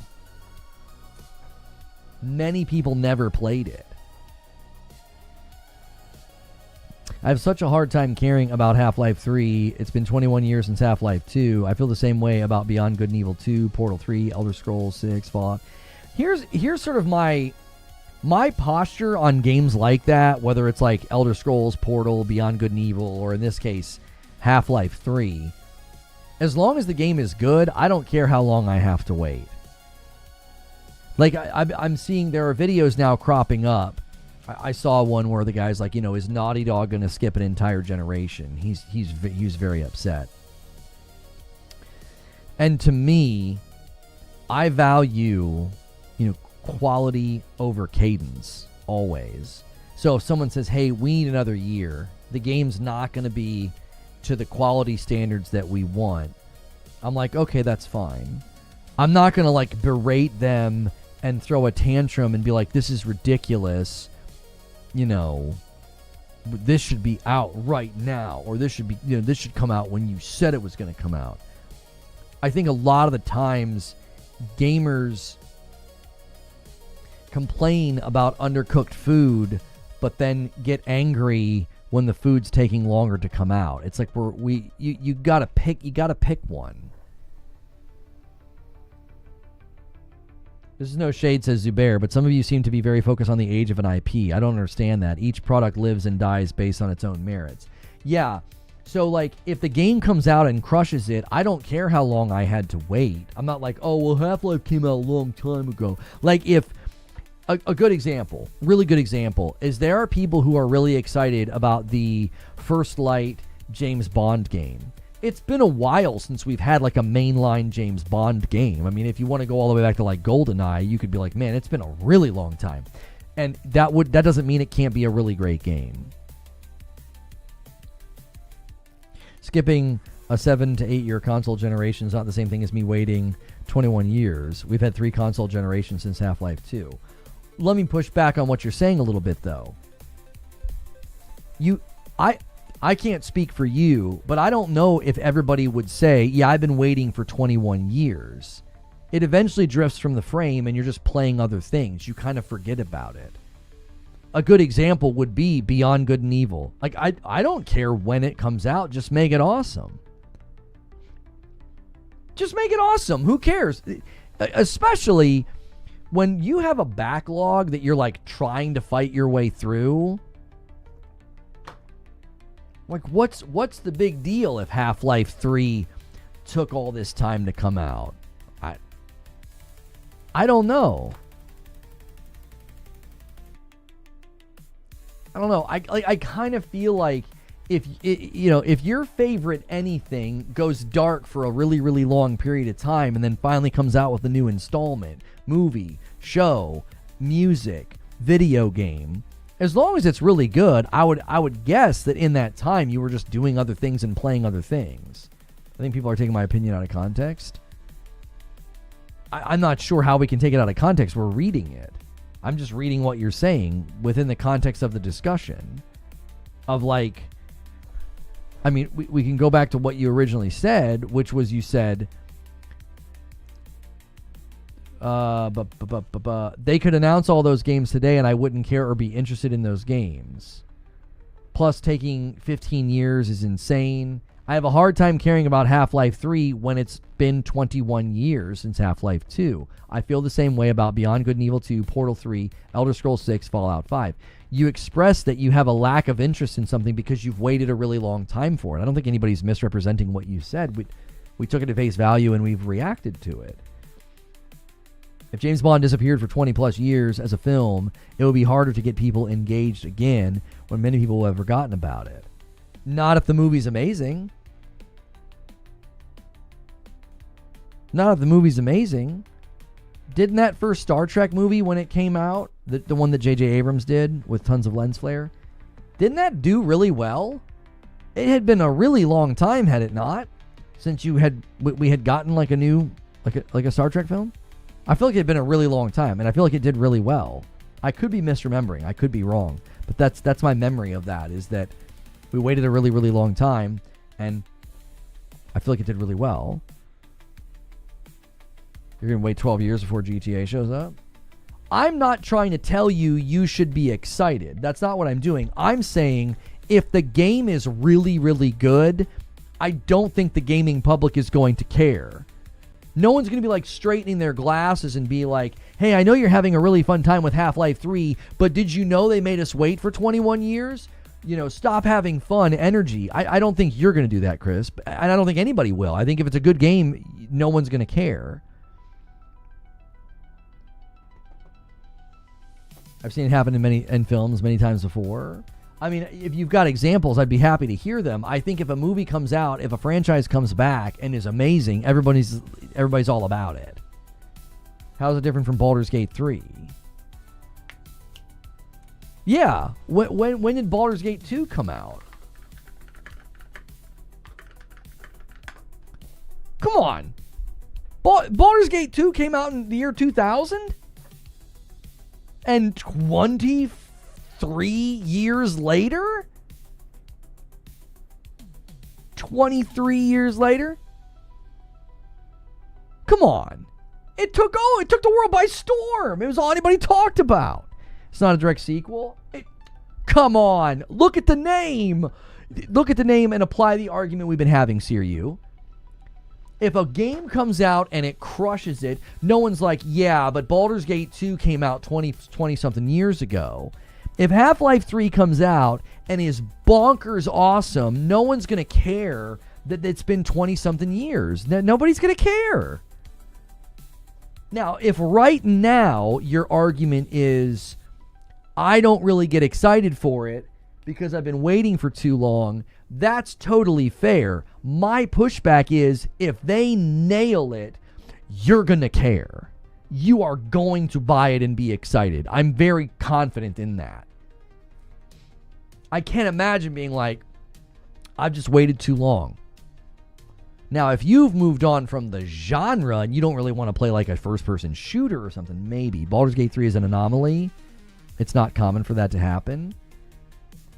I'm not arguing a pattern. I'm arguing response.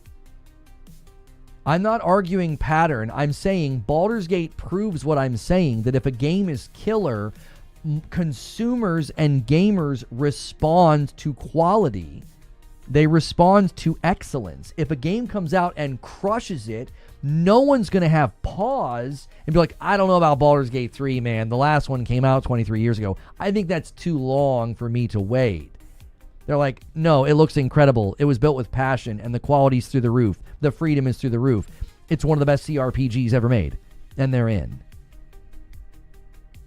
Do you see what I'm saying? Like, I think we might be passing in the night a little bit. I'm totally understanding of somebody saying, I'm not really excited for Beyond Good and Evil 2. We've waited too long. I'm not really excited for Half-Life 3. We've waited too long. They drop a trailer, and the reviews hit, and everybody's talking about how amazing it is, you're going to sit on the sidelines? Why? On principle? Like, what's the reason that you wouldn't play it? Like, let's just hypothetically say this, Chris. Half-Life 3 comes out, trailers look incredible, reviews are incredible, everybody's raving about it. It's a front runner for Game of the Year. Are you going to sit out? Are you going to sit on the sidelines on principle? Or are you going to be like, no, it's been too long, I don't want that? We waited over 15 years between Star Wars films and the prequels sucked. Yes, but the first movie got tons, insane ticket sales and interest. Why? Because people thought that the trailers looked good, and it's frickin' Star Wars. Like, huh? Now, the quality of the Star Wars movies is a completely side issue, red herring debate, because that was 3 different directors, and the middle director screwed everything up because he wanted to subvert expectations and jettison all character arcs and story arcs that were, set up and foreshadowed in the first frickin' movie. Because that was, just stick to Knives Out. Like, just make more Knives Out. That was stupid. The point that I'm making is, you having to wait a long time doesn't hurt a game if the game is good. Nobody said, well, yeah, it's been 23 years since Baldur's Gate's come out, I'm not buying it. That's not what I said, but okay. The goalposts are moving around the world. Yeah, I don't even understand what your position is now, because you're going to movies that we waited a really long time for and they sucked for reasons disconnected from how long we waited. We're talking about the prequels made by Lucas. Those were bad for reasons that have nothing to do with the time between when they came out, brother. If your assessment of the Star Wars prequels is they're bad because we waited a long time, homie, troll, plug your ears. That's a non sequitur. That doesn't logically follow. That's not logically coherent to be like, well, we waited a really long time and that's why they're bad. No, they're bad because they were directed by a guy who meddled with everything and didn't have a good vision for what the videos and the movies should be. Lucas ruined the originals. He went in and fiddled with them and changed things. Like, come on. Like, waiting a really, really long time for something doesn't make it bad.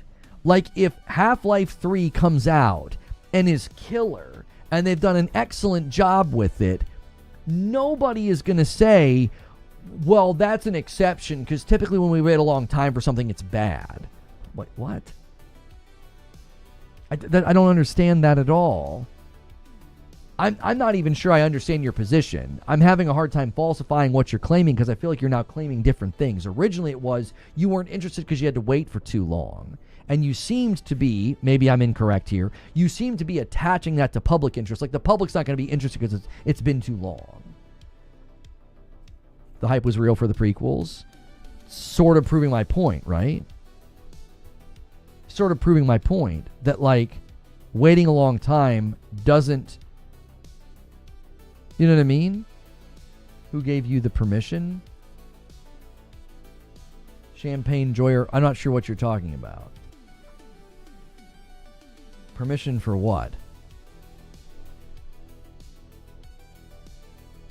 I never said that. Okay, let's start over. Let's start all the way over.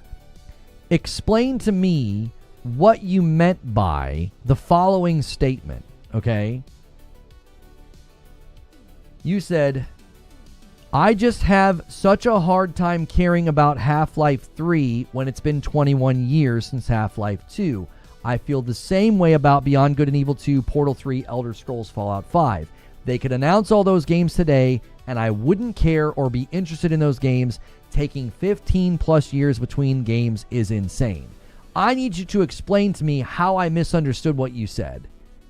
You seemed to be saying, if it's taken a long time to come out, I'm not interested. I don't care. You could announce all these games, and I'm not going to be interested. I have a character limit here. Give me a break. Okay, I'm rereading what you said, and I'm asking for an explanation. At face value, the base level understanding of what you said is, if you have to wait a really long time, you're not interested.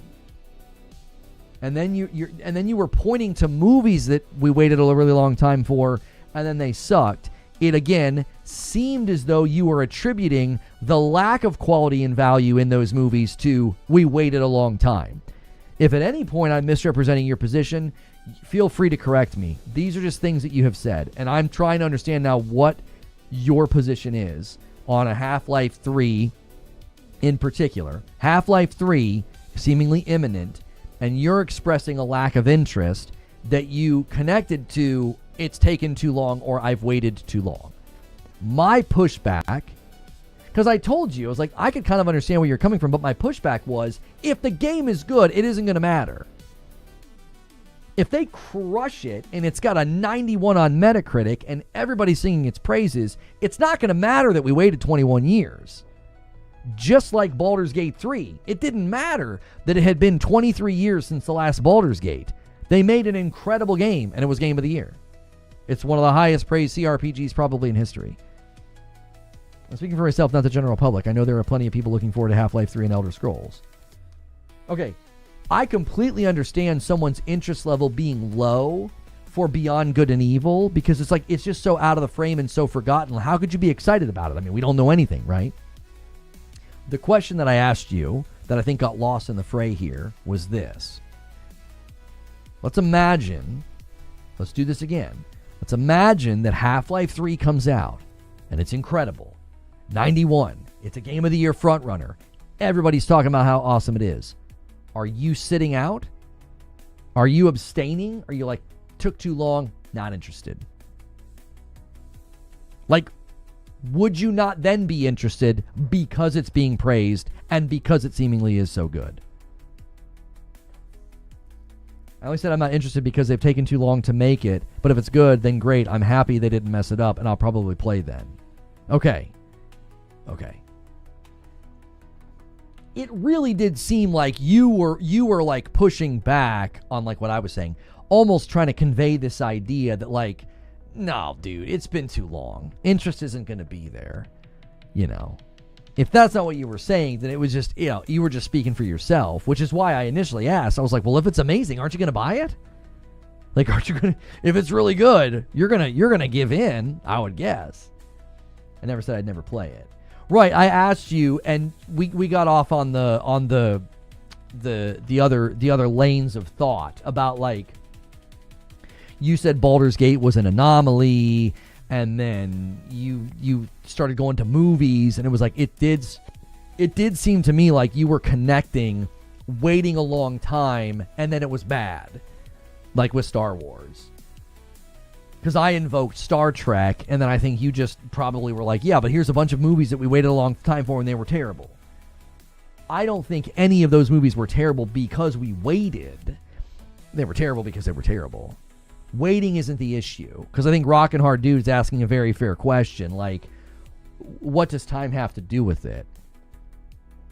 If I steelman Chris's argument, Chris would say, I have a hard time maintaining interest in something that has been out of the frame for 2 decades. That's fair. That is fair. To be like, it's been 20 years. Why would I be interested? We haven't heard or seen anything about it. That's fair. But when they drop that trailer, I think everything changes. As soon as it's real, as soon as you can see it, I think everything changes. I do think Baldur's Gate 3 is an anomaly because the game could have gone wrong at any point, but luckily they had a good dev team. I don't think Baldur's Gate is an anomaly because I don't think you've demonstrated with argumentation that waiting a long time is a causality in the quality of a game. I don't think you've demonstrated that. I think you've just sort of presumed it anecdotally, but then if we actually did assessment of the Star Wars prequels, no one would argue that they're bad because we waited. Again, I feel like that's a non sequitur. Like, that's not logically coherent to be like, well, we waited a long time and that's why they're bad. Like, what? Like, that's not, huh? Like, waiting a long time for a video game is not why they're bad. They're usually bad because direction, leadership. Honestly, most of the time, when games come out and they're bad, it's the opposite. It's because they're rushed. That's usually the problem. Now, you could argue that there are games where it's evident that they got into like development hell, which is too many cooks in the kitchen, too many changes over the years, and just becomes a stagnant project that drags its dead carcass over the finish line and is like, what the frick is this? There's certainly an argument to be made for that, but that's more about the development cycle than it is about how long we wait. Like an 11-year dev cycle is probably a bad idea because too much is going to change in that amount of time. There was a Ghost Recon that I felt like really fell prey to that. Was it Future Soldier, I think? I remember playing it, and I remember being like, this is so corny and dated. It felt like it was out of time. Well, it was in dev hell. Yeah, Duke Nukem Forever, dev hell. I think there is a categorical difference between a game in dev hell and just waiting a long time for a franchise to finally do something. Like, Half-Life 3's not been in dev hell for 21 years. We actually don't know the dev cycle, but I don't think they've been developing it for 21 years. So I think there's a big difference between development hell and a franchise being like, you know what? It's time for us to do something. It's time for us to make another game, whether it's Portal 3 or Half-Life 3. In fact, I think including Half-Life 3 and Portal 3 in the same list as Beyond Good and Evil 2, I don't think is fair because Portal 3 and Half-Life 3 have never been announced, they've never been promoted, and we have no idea how long they've been in development. Beyond Good and Evil 2 was announced, and they had a trailer, and it's been nowhere to be seen ever since. Do you see the difference? Like, I don't think you should even include those in the same list. I was saying that any IP that disappears for 20 plus years, it gets difficult for the creators of the IP to appease newcomers and old fans alike.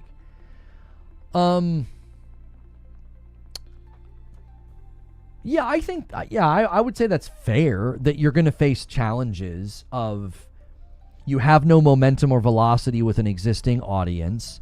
You have no momentum or velocity within top of mind. Like, the market's not really aware of you. So I think that's totally fair. Yes, that's a challenge that they will face. My pushback will be, again, if they kill it, it doesn't matter. Little titles and little studios are crushing it, and then they get all this praise. The market has demonstrated this year that if you bring the heat, you'll get tons of attention and money. Seriously.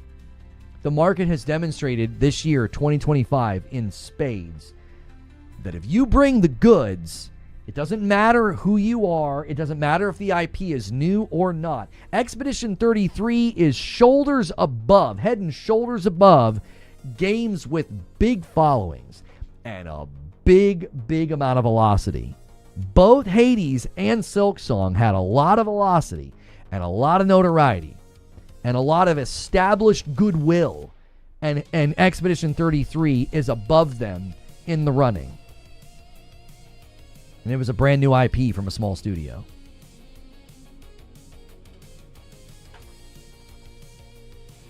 I think this year really proves that if Half-Life 3 brings the heat and it looks incredible and they nailed it, it'll crush. It'll crush. If it doesn't, it'll be indicative of other things. It won't be like, well, we waited too long. If that makes sense. Is YouTube having a problem? Are we having a problem? I can't tell. My back end froze and my chat refreshed. I didn't touch anything. Like all my stuff, like, not OBS. OBS is fine. But like YouTube feels like it had an issue there. Like everything kind of froze. Gamers will play bangers in the genres they enjoy and occasionally in other genres. Okay, no, it's still working. Okay, all of my stuff just froze. I was like, uh-oh. Like, that literally gives me like a panic attack. I'm like, oh my gosh, are we crashing or something? I never said waiting 15 years for a movie or a game is the issue why they fail, but it gets more difficult to make a game or movie that lives up to what people expected.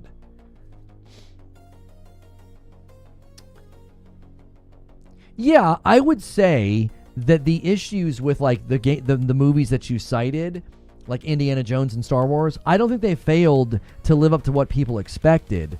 They were crap.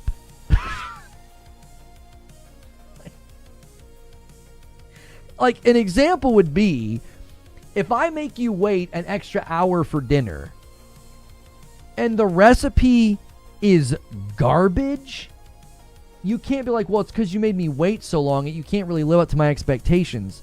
No, the recipe was bad. Do you see? Like, I really feel like you're attributing blame to the wrong thing. It's like, it's not because you waited so long that, like, no, they can't live up to the expectations. They made crap. Like, if you make crap, it doesn't matter how long it took. I mean, there are games coming out every year that were in a dev cycle, of 3 to 5 years, and they're crap. It doesn't matter how long you waited. They're bad. They're bad games. Yeah, time passing has very little to do with Star Wars being crappy. Yeah, I don't. He had more money, and he had more money and more talent, special effects wise, like more money and more special effects talent, and more things he could leverage than ever that he did for the first 3, for 4, 5, and 6, and they were terrible movies. They were crap, but before they came out, the trailers made them look good, and so the hype was real, and then they turned out horribly. Yeah, again, that none of this has anything to do with how long people waited. I'm trying to help you make a better argument. I feel like you're making like a very, you're not I don't think like you're being superficial, but I feel like your argument ends up landing very superficially. It's like, yeah, the trailers looked great, and then the movies ended up not being so great. But again, I don't think any of that's connected to how long we waited. Forget the time thing then. I'm not saying time is the reason. Well, that's what started all of this, was the time factor. If time for you is not a factor, then I again, I'm not really sure what your position is. You're not arguing about the time thing. Yeah, I'm struggling to then know what it is that you are saying. I'm not quite sure what the position would be then. Hades and Hollow Knight had a style, artistic vibe, and gameplay was unique enough for people to be excited about a sequel. Does Half-Life have the same excitement? That's a fair question, Jack. I think that's a fair question.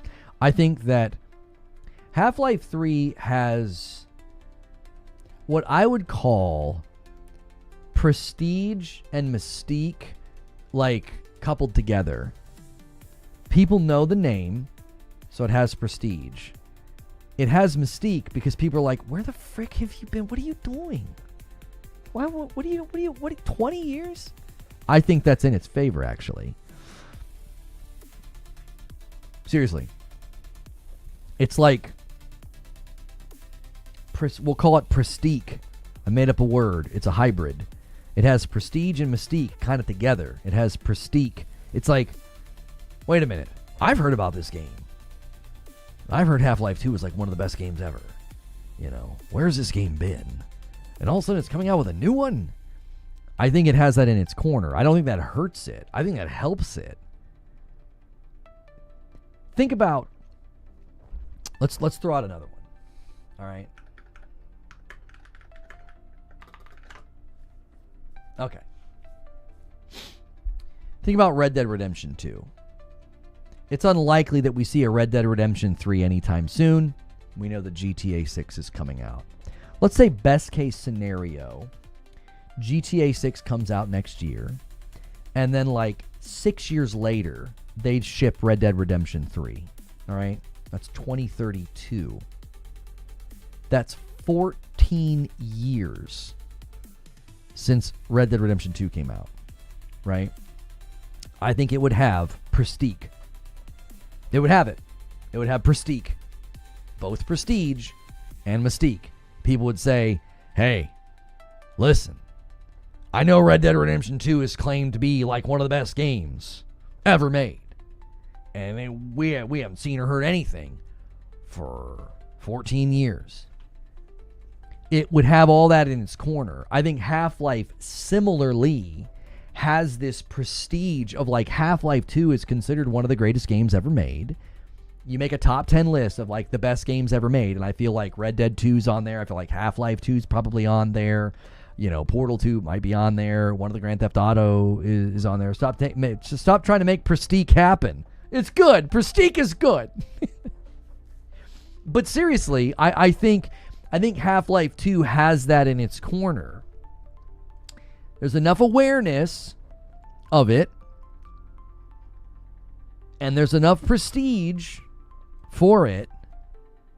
I do. I think it comes out and I think it pulls. Especially if they do a very good job. The reason that I'm pretty confident they would do a good job with a Half-Life is they wouldn't finally pull the trigger unless they really knew they could nail it. Kind of to what you're saying, Chris, right? Kind of to what you're saying. They know that it's been so long, they have to knock it out of the park. They have to. What did Alex do? I don't know. VR games are harder to measure because it's such a smaller audience. It's just such a smaller audience. Occam's Razor tells me that Half-Life 3 comes out and people say it's good, but it doesn't do anything new. I don't think Occam's Razor makes sense in that sentence. Like, as a term, you're finding the explanation that requires the least amount of parts. It's a problem-solving principle stating the simplest explanation with the fewest assumptions is usually the best one. I don't know if Occam's Razor would apply to like that kind of a prediction. It's usually a form of deduction, like where you're trying to basically arrive at like, okay, what's the conclusion here? Well, which one requires the least amount? My friend was late. It's 5 o'clock on a Friday. Occam's Razor would tell you it's probably rush hour. Occam's Razor would tell you to reject some wild notion that maybe he's involved in a bank heist and he's been taken prisoner and, all these different moving parts that would be very unlikely. Most likely scenario is what I mean. Like the most likely outcome, I don't know if you would say Occam's Razor for that, but the point, I don't know. Yeah, I think the difficulty with that would be, is that an indication of the game, or is that an indication of the gaming culture right now? Like that if you don't do something transformative, people go, meh. Like a large portion of the audience is like, meh, meh. Like, the meh epidemic. The mepidemic, if you will. I'm making up words again. Like, there's this epidemic of meh, like people just kind of mid,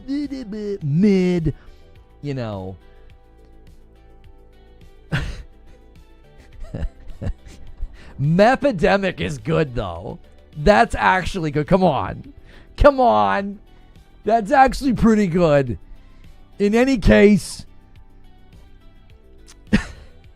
sometimes I think, like, the way that gamers talk about games, sometimes it's not necessarily indicative of the games. It's like, we're in this sort of, it's a epidemic of prestige. That's right. There's a epidemic. I mean, there kind of is, though. There kind of is. Like, everything that comes out of the people are like, nah, it was mid. No, I'm not going to do the 6-7 thing. No. All I know is I've seen countless of movies that made sequels many, many years after the previous movies, and 9 out of 10 times those sequels were disappointing and didn't live up to the expectations. Sometimes I wonder, though, is that because you waited a really long time, or is it because like somebody else is in charge and the vision and the passion has shifted? Right? Like, this first movie is so good. Oh my gosh. And then like 20 years later, somebody else is in charge. Somebody else is writing it. The vision's different. The actors are different. Like, even Like, even the coherence of, like, the actors in Stranger Things. I think it's difficult for them to, like, maintain their characters. It's been so long, and they're so different now. Like, sometimes I think that's part of it. It's not because you had to wait so long. It's like, well, you got different people in charge sometimes, you know? Like, look at what happened to the third Tomb Raider and the third Little Nightmares. You suddenly have a different team building it, and it's like a shell of what you were hoping for. It's like, you're like, what is this? Who made this? Like, that's common. And those are games that came out close together. You didn't have to wait a really long time for the third Tomb Raider. You didn't have to wait a really long time for the third Little Nightmares. And yet they feel completely disconnected and dislodged from the first two games. It's like, who made this? A different team. Oh. Do you know what I mean? Yeah, Top Gun Maverick is proof. You bring the heat. You can wait a really long time for the second one. Yeah. We have to give Tom Cruise credit where credit is due. The man is trying to save cinema by himself. He's just putting the movie industry on his back. You know, he's like, listen, I'll do it my dadgum self. Hilly says, I don't see the relevance of the wait time. Your point of Half-Life 3 never being officially announced is crucial. In my mind, when they launch something, I will judge it on the merits of the product in front of me. Valve fans will eat it up, no doubt. Okay, we're 2 hours in.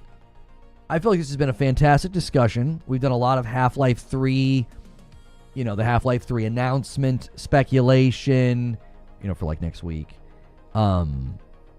Let's do something really quickly on YouTube. Take a quick second, you guys that are lurking especially, just make sure you press like. Let's try to get to 200 likes really quickly. We just hit the 2 hour mark. Another 20 years, we'll get Days of Thunder. They're all old and crotchety. That'll be funny. When is your daughter going to make a sequel to Dying for a Phone? Mm-hmm. Yeah, I know. She refuses. You want to know what happened? The last couple times I've tried to get them to write songs, they were more focused on being silly, and I'm like, we're not doing this. Like, they were like making it about, like, my son made one about like an exploding gnome, and I forget what hers was. And it was like, no, the first time it was just, you guys were just throwing things out and you weren't trying to do anything. She's already writing Dying for a Car. Yeah. She's writing it right now. I need a quick break, though. We've got some things I'd like to react to with you guys. We've got the Godslayer trailer that we haven't checked out. And we've got a Laura Fryer video, as well as potentially some other things. If there's anything that you guys want me to react to, you can be sure to use the Discords to do that. The like count only went up by 6. I have a hard time believing that there was only 6 people who have not yet hit like. So take a quick second and make sure it's saving your like. The like count's been a little funky again, and I think it's mostly YouTube. I'm not really sure. They made some of those front-end changes. They moved it as well. Like, the like button's in, like, a different spot. So make sure it's saving it. Well, now it's back over where it was before. I don't know what they're doing. So make sure it's saving your like button. And then I'm going to take a quick break, and then we'll react to some other things and do some other things. All right? Gnome Explosion would be epic. They're not very good songs. Like, they were trying to be silly and goofy, and it just didn't work. So, okay, you guys are the best. I'll be right back.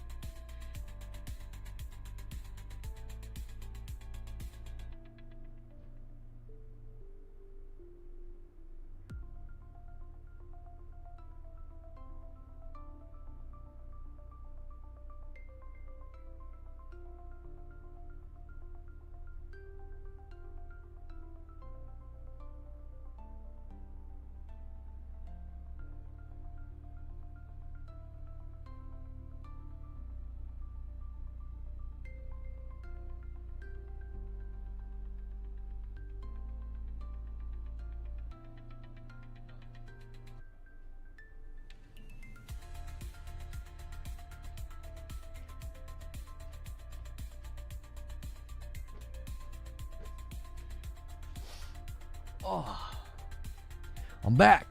Okay. All right.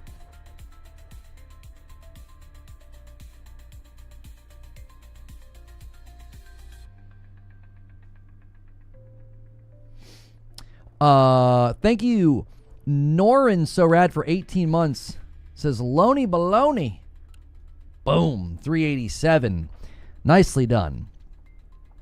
We were very close to being on pace for 500 members for the week. All right, let's check out this Godslayer video. It's like 9 minutes long. Let's see what we think of this one here. Let me pause my music. Yeah. My main background is in film and may not always apply to the gaming industry. I think they're very similar. Yeah. I think they're very similar in like creative endeavors and vision transfer and, you know, shifting leadership and people in charge can completely screw things up. Yeah. 100%. So I want to check out this trailer with you guys, Godslayer. Let's check it out.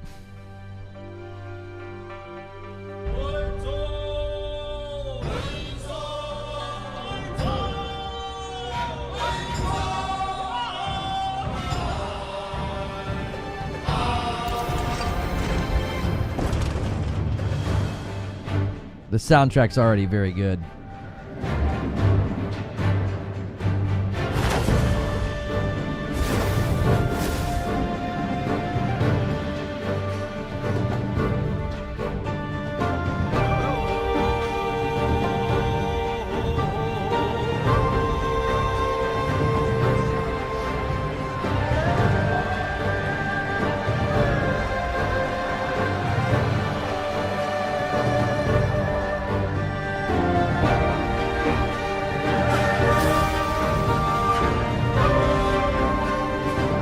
I'm definitely digging the art style. There's definitely like some steampunk going on. Yeah, look at this. Yeah, this is got a very, very unique feel to it.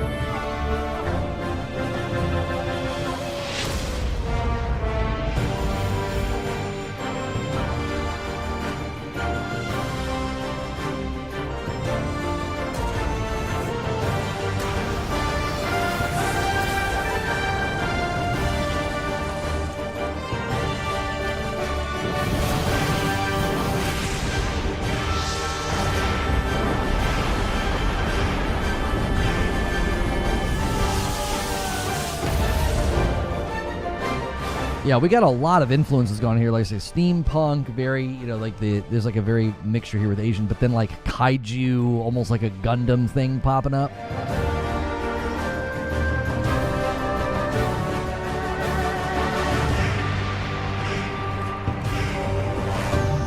Co-op, maybe that was singling co-op. The following footage is captured in games and does not represent final quality. Okay, here we go. The hideout is on fire. Celestials.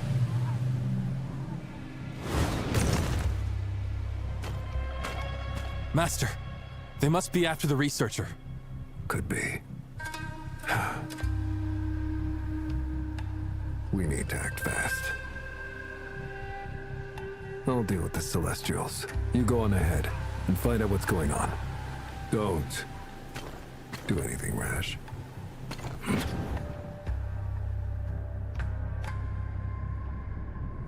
So I wonder if there's companions instead of co-op. Like, the companions come in and out of the game.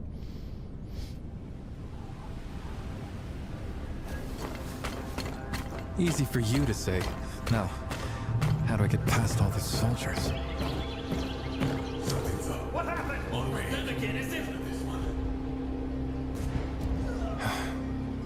And he tells me not to do anything rash. I think the sound might be a little out of sync. That's actually me. I'm going to fix that right now. All right? Sound's going to just cut out briefly. It'll fix it, though. It'll be synced up here. So, yeah. This definitely has potential. What? There you go. There we go. Now we're synced up. Right there! Where did he go? It's you! He's up there!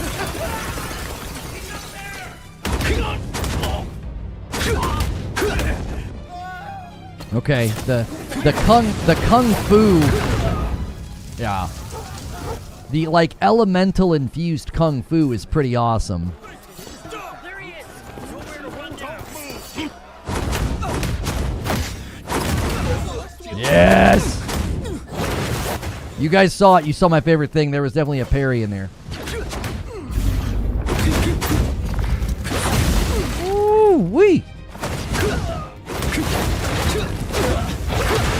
Have a taste of my ass!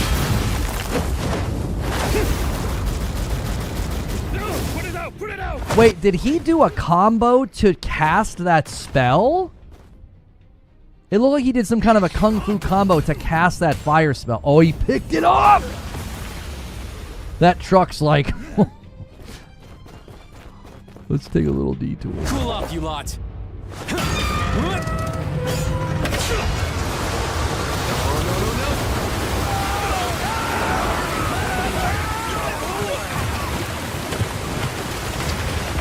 Definitely some rough edges. There's definitely some rough edges here. This is early, though, so the water didn't look great, and there's definitely some frame rate stuff going on.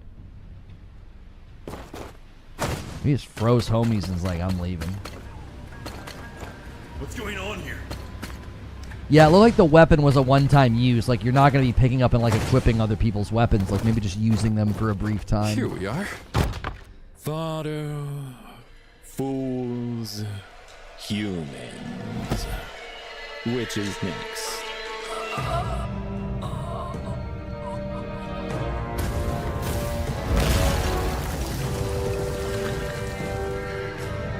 That dude's got a lion's mane of hair.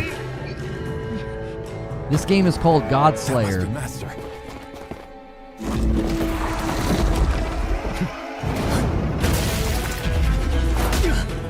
Ooh.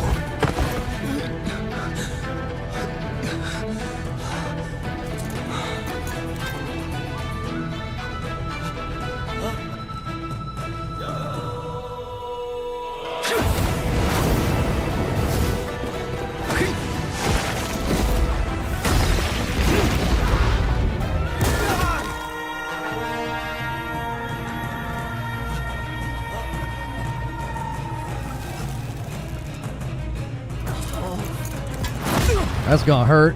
We're gonna fight. This is the big bad. We'll fight him at the end, I bet. He's the big bad. Uh-oh. Okay. They look like me a little bit, right? They look the main character. They got the fire. The impact. Yeah, the impact of the attacks is so good. It's so crunchy. Oof. I dig it. I dig it.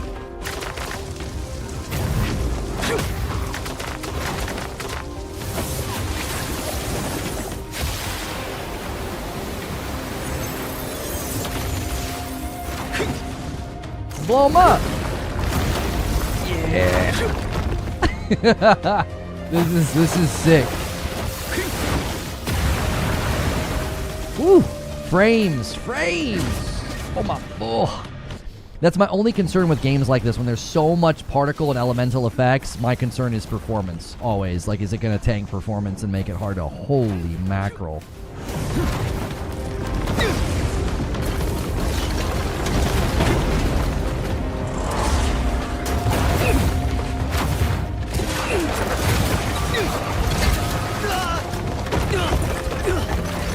It's like a chipmunk running from a bear. This is terrible.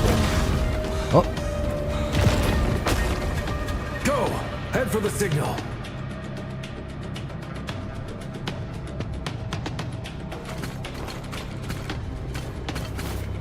The transitions between like the cinematic moments in the gameplay, it makes this feel more authentic. Like, and it also has a lot of rough edges. Like, sometimes people see something like this and they see the performance issues and they get worried, and I say, this is early, and the performance issues tell me they're not trying to trick me. They're not trying to show me some fake post-rendered, super polished, overbaked thing. Like this feels real because there are performance issues.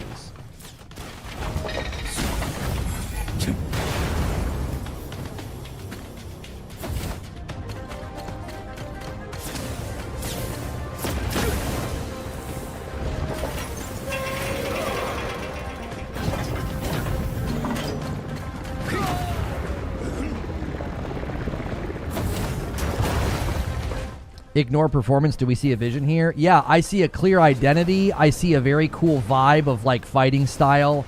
It's like elemental spell casting mixed with kung fu and a high level of agility and verticality. I love it.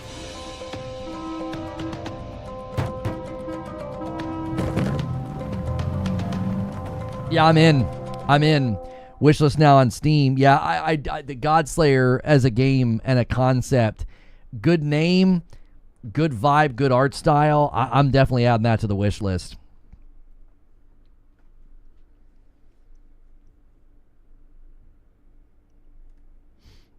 Yeah. I like that. I like that quite a bit. That was a good one.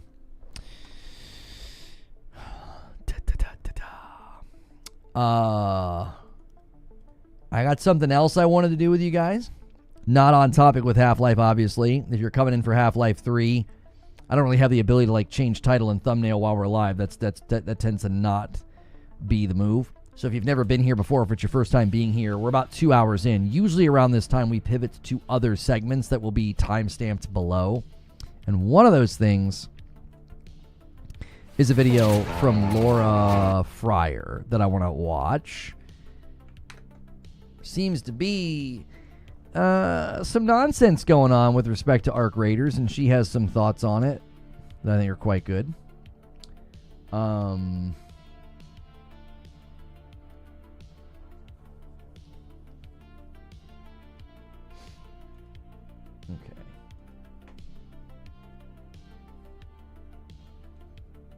No console, that sucks.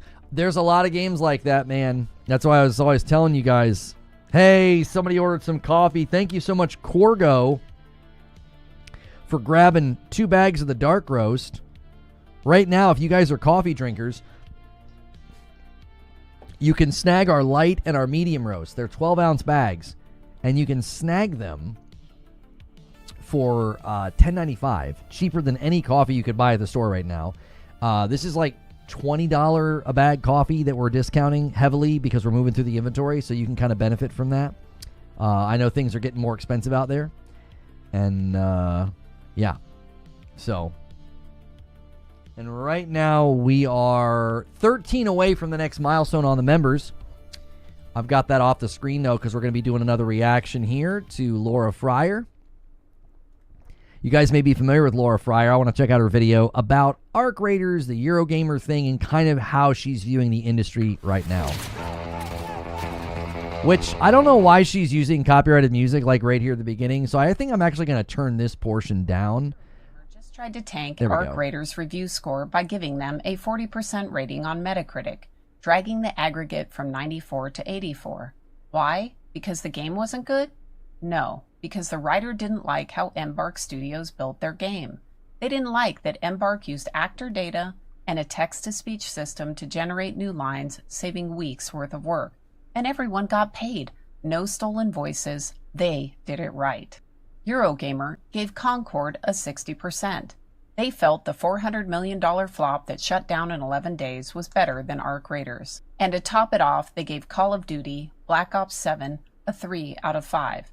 And zero mention of its generative AI for calling cards and banners. Now, the pushback here that I think is fair, I love that she's pointing out the inconsistency that they didn't even mention the AI in their Call of Duty review, which is a little suspicious. Like, you just trying to stay in good with the publisher. Like, that's been a long-standing thing with Call of Duty. That doesn't have anything to do with Xbox or Microsoft. That's been a long-standing problem with Call of Duty, is that people tend to be very kid gloves with them because, you know, they don't want to lose access, right? Because it's such a big game. But I think the pushback, though, is they're different people. When you go to Eurogamer, like, different people are reviewing for different reasons.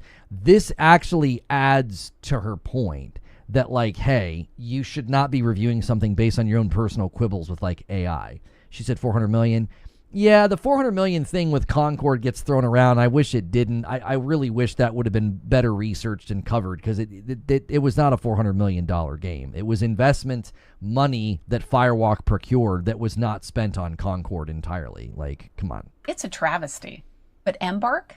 Radio silence. No temper tantrums, no slap fights on social media. And that's not arrogance, okay? That's a masterclass in PR and production priorities. They're letting their game speak for them. Today, as an ex-producer and studio manager, I'll autopsy why and honesty with players and themselves, a CEO who leads without commanding, a smart publisher that's backing their visionaries, and a lean machine pumping out hits with shocking efficiency.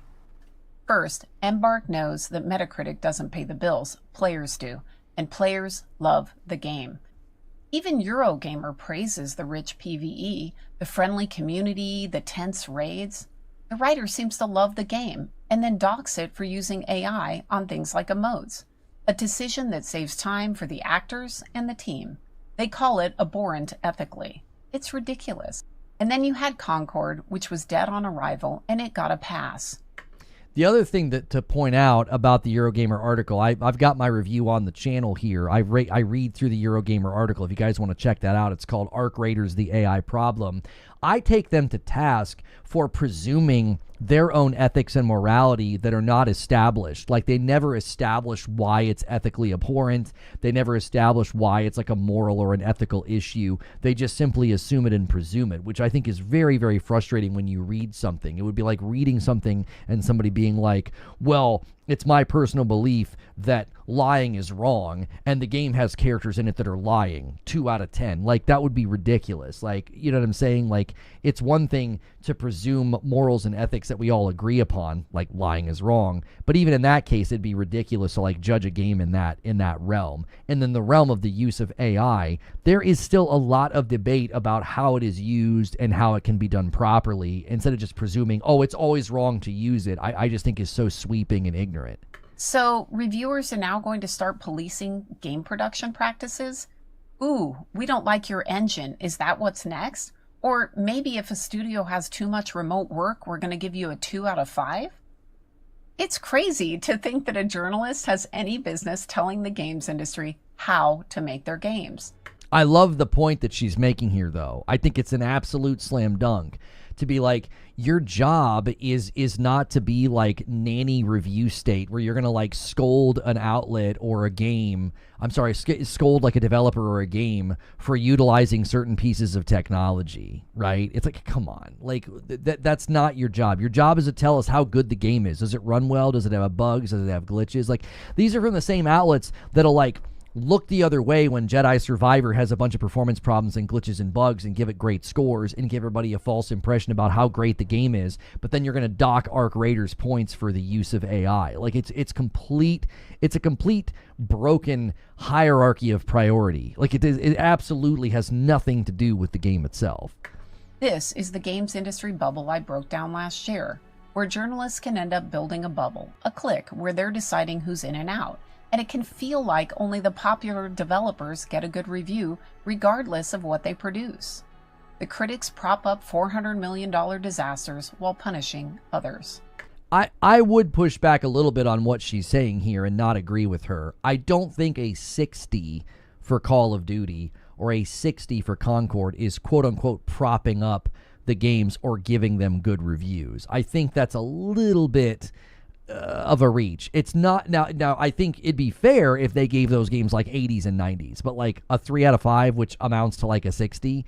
Now again, maybe she's not looking at the 60 on Metacritic, maybe she's looking at the 3 out of 5 stars, and that's like, in her mind, that's a good score. The aggregate tool of Metacritic doesn't interpret the 3 out of 5 very well. I still don't think a 3 out of 5 is propping up a game with a good score. I don't necessarily agree with her on this point. Luckily, Embark already explained to players that no jobs were lost, that it was a choice to speed iteration for everyone involved. They don't need to respond to the journalists, and that's because things have changed in the industry. I also think it's an indictment of the journalist and the work when they don't take the time to research something. Like, some of these outlets and pundits and writers They seem to be completely allergic to doing research and fact finding. Like it's like that's not in their MO. They just don't do it. They can't be bothered like covering something exhaustively. Journalists are largely irrelevant. The bubble is just that, a bubble. Only the clique cares. The rest of the games industry has moved on. Not only that, Arc Raiders is a live service game. The reviews of today are going to go out of date. And all of those updates that they'll be doing on a regular basis, that's where I think Embark is going to continue to shine. Yep. Here's the deal. Embark serves players, not egos or the press club. In 2021, their plan was to make a PvE-only game. They ran the tests, and minute to minute was good. It was solid. They had solid gunplay, robot slaying fun. That's not where the problem was. Then you go into hour by hour, and then, day by day, and then maybe week by week, month by month. That's where the problem starts. And you need to really make sure that you have things for players to do. So they had to pivot. I think one of the most interesting things about Arc Raiders is that discovery that they had good moment to moment, but when they thought long term, they were like, no, it's boring. And this goes back to something that I've always said about live service games, that when someone asks the question, like, why are people going to continue to play your game? The answer to that is not a technical answer. It's a psychological one. Embark seems to understand that. They were thinking about the game long term, and they were like, no, this is going to be boring long term. Like, psychologically, it won't be stimulating enough for people to keep coming back if it's just like looting and killing robots and getting out. Now, at some level, I think they could have made a compelling offer and got things that were like aspirational and challenging and fun. But I think they understand the psychology behind just the potency of the tension when there is PvP injected into the game. I think that gets to the psychological pull of Arc Raiders. It really does. I mean, that's what a lot of people have talked about, how it's a social experiment. And I argued, they're not selling you a PvP game. They're not selling you a PvE game. They are selling you tension.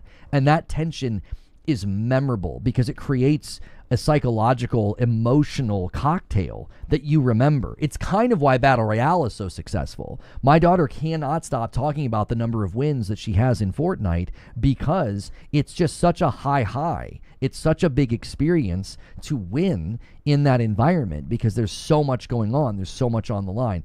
And I think they've injected that into Arc Raiders, and they understand that the element of long-term live service is not resting on battle passes and new content. It's resting on a psychological experience that will bring the player back. And I think they understand that very well, which is why the game is being so successful.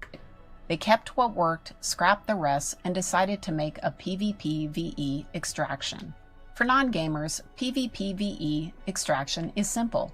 Team up or backstab with strangers to loot a robot-infested wasteland, then extract alive. It's like Ocean's 11 in Mad Max. You have high risk, huge reward, and endless what-if tension. But here's the amazing part. Many of the devs worked on Battlefield.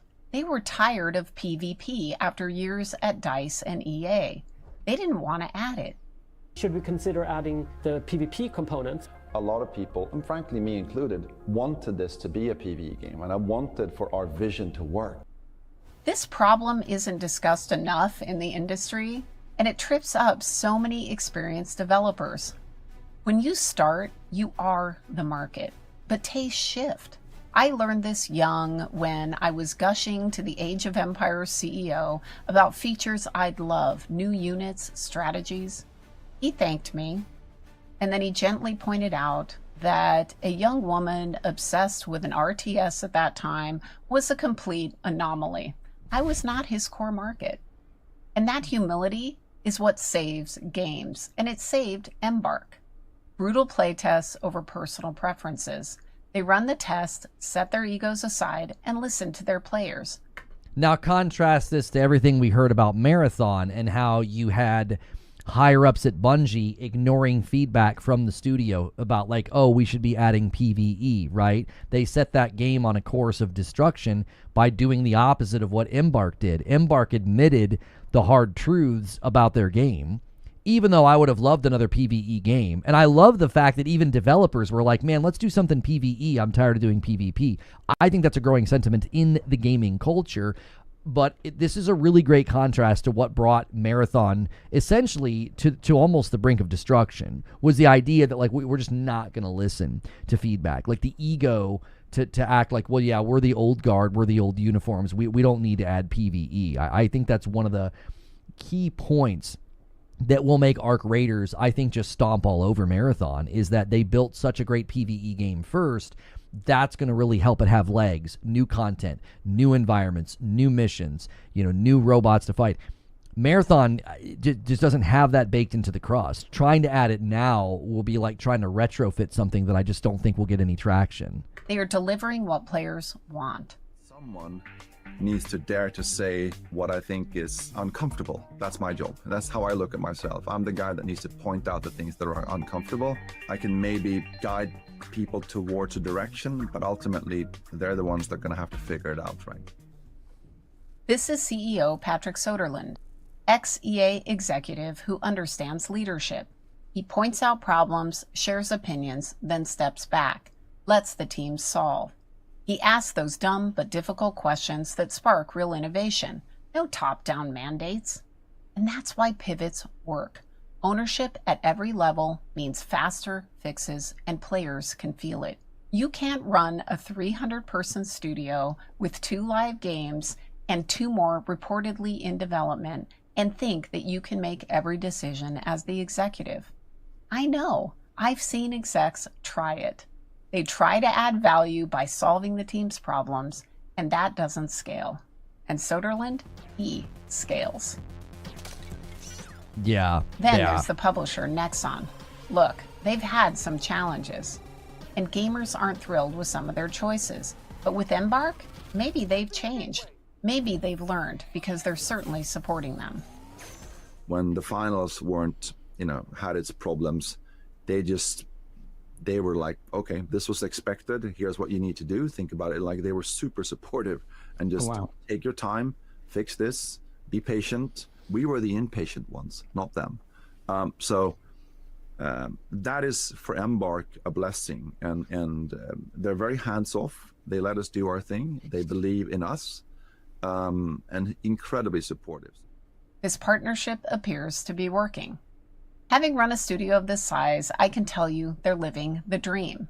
I think you're going to see more of this, by the way. I think big publishers are going to start to see the agility, the viability, and the low-risk nature of these smaller, lean studios because their operational costs are so much lower. I would not be surprised at all if what happened with Expedition 33 and what has happened with Arc Raiders starts to really create a shift where the super studios start to become less prominent, and your really, really big publishers are like, you know what? These smaller studios are so lean and efficient and low cost. I think they're really going to see the value in it, especially if you're trying to build something live service, that you're trying to get that almighty live service dollar. It pays even bigger if it's coming from a lean, small studio. Keeping these balls in the air, incredibly tough, but they're doing it. Why? Because they built the team and tools from day one with this goal in mind. They wanted custom pipelines to make the boring work vanish, freeing creators to innovate.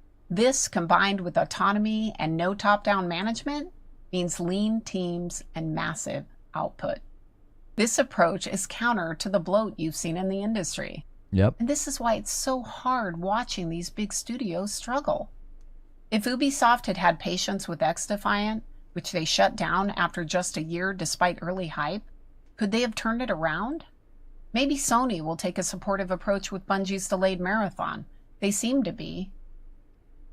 And maybe... my only pushback, though, here with Marathon is, like, I don't think Finals is ever going to be the size of Arc Raiders. I don't think it's ever going to be the size of, like, in the success that, like, would justify the studio working on it. And I think Bungie's just too big, and they've got too many high dollar people working on Marathon. I don't think Marathon can just go the distance and be slow and fix it. Like, I think part of the puzzle here that she's highlighted is the reason that it's working with Embark is because they're lean. I think that's why the publisher can be patient with them. I don't think PlayStation can be patient with Bungie and Marathon. Bungie is just too big. The combination has to be both. You can't have one without the other. If you want that patience to have that agility and that adaptation and to try to fix something, it can't be for some gargantuan studio. It has to be for a small, lean studio that can make those pivots and those adjustments, and it's not nearly as costly. Xbox will quit solving their problems through layoffs. They certainly have the money, and there are still plenty of talented developers in their studios. I've noticed the old guard, the bubbled up club of the games industry, likes to take shots at successful outsiders like Embark. And I find it really perplexing and frankly a little frustrating. This industry has always evolved with technology and taste. It's a creative dialogue. We should celebrate Larian and Sandfall and Embark. Learn from them. Learn from their wins. Embark's getting it right. They're listening to their players. They're building scalable studios. They have autonomy at every level. They're delivering post-launch, and they have a 10-year plan, not a 2-month plan. No seasons, just content when it's ready. They've shown game developers a roadmap. Let's just hope more will follow. Yeah, They're just not ready. I agree wholeheartedly. And I think this really goes back to something that I've said. Like, I think you might even see bigger AAA studios start breaking off like smaller projects and smaller teams so that there is a little bit more of that leanness and that agility to bring games to market. I think games like Ark, Raiders, and Expedition 33 are absolutely going to be disruptive in the way that we've seen like a game like Elden Ring. All of a sudden you see lots of games like copying that or the genre or being inspired by the genre. I think publishing companies and developing companies are going to start to see the wisdom in what some of these smaller studios have been able to pull off, and that'll probably start to make landfall in a couple of years.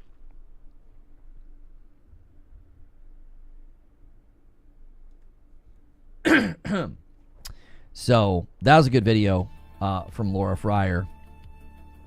I liked it. I thought she was spot on. Now you guys are having a bit of a debate about like you should not attribute to Eurogamer like this person gave this a 40, but then this person gave this game a 60, and she's attributing it to Eurogamer. I don't know if I agree with the position some of you guys are taking. That like you're like, well, you wouldn't say that about ESPN. I think in the gaming sphere, IGN and Eurogamer and these platforms have generated a trust and like a notoriety that you're like, oh, IGN has a review. Oh, Eurogamer has a review. And if there is a blatant inconsistency, I don't really care that it's from two different people. Like, let's just say, for example, Eurogamer or somebody reviews Hogwarts Legacy and they take points off because of, J.K. Rowling. And then now Hogwarts Legacy 2 comes out and they review it and they overlook it and they give it a great score. I think it's totally fair to be like, hey, as a platform, you platformed a review that reviewed a game that wasn't about the game and took points off, and now you're not doing that for another game. That's inconsistent. I think that's totally fair to put Eurogamer on blast for that and to be like, you didn't take off any points and you didn't mention the AI art in Call of Duty, which is egregious in comparison to the use of AI in Ark Raiders. And so I think it's totally fair to be like, you are platforming a review that took issue with something in a game that has nothing to do with the game, and it creates an inconsistency and an incoherence on your platform. Right? Like, it creates an inconsistency and an incoherence. I think that's totally fair to say. As the consumer, are you more likely to read and trust Eurogamer or less likely to read and trust Eurogamer when you see that level of inconsistency? Right? Like, I look at them and I think, what you platformed the review. Where are your editors? You don't have editors? You don't have like an editorial staff? It's like, hey, this review, you're kind of taking points off for something that's like your own personal quibble. Like, you're also representing Eurogamer. You're also going out into the world and hitting aggregate review sites as Eurogamer, not as yourself. So I don't think it's as sliced as you guys are trying to slice it. So when a newspaper publishes opinion pieces, you assume that the newspaper agrees with it, even though those it clearly states it doesn't. I think that's a false equivalency. I don't think a newspaper is the same as Eurogamer. It's not the same at all. Eurogamer, like, it's literally a gaming outlet that hits review sites and is referenced as Eurogamer. No one's like, Dave gave it a 4. They're like, Eurogamer gave it a 4. It's like, if you like the reach and the prestige of the name, okay, Eurogamer, and you've got an editorial staff that's going to allow that level of crap on your platform, that review of Arc Raiders that took issue with AI, you're creating an incoherence and an inconsistency when the next review comes out and is like, doesn't say a word about Call of Duty's AI. Like, I'm a consumer telling you, like, that creates an inconsistency and an incoherence, and you want to, like, wag your finger and be like, yeah, but you don't do that with newspapers. I don't freaking read newspapers, and if I did, I would probably say the same thing. I'm like, there's an incoherence here. There's an inconsistency. Your editorial staff is not doing a good job if you're letting this kind of work be published. Like, you're publishing it as a Eurogamer review, not so-and-so's review. Their name is at the bottom. I think it's fair to be like, okay, sometimes there's some disparity in scoring. This guy gave this game a 7, and then this guy gave this game an 8. They're different people with different proclivities and different preferences. We're not talking about that. We're talking about a publication that edited something and pushed something out that criticized Arc Raiders for the use of AI, and then another game that used AI in a far more egregious way. It doesn't get mentioned. That's on your editorial staff. That's on you as a publication to allow that incoherence on your platform. And I'm allowed to point it out. You're like, well, why would I come to you then? You're just gonna let the most random stuff sift through your editing process? Like what Laura said. Imagine some knucklehead at IGN reviews something and is like, yeah, I don't like this engine, and they take points off. And then another review comes out for another game in the same engine and they don't take points off because it's a different person. I'd be like, what the frick are you guys doing over there? Where's your standards? Where are your editorial standards? You have somebody reviewing a game and taking off points for something immaterial to the quality of the game. We've done it with streams in this chat before a million times with IGN. I'm not sure what you mean. We've done what a million times?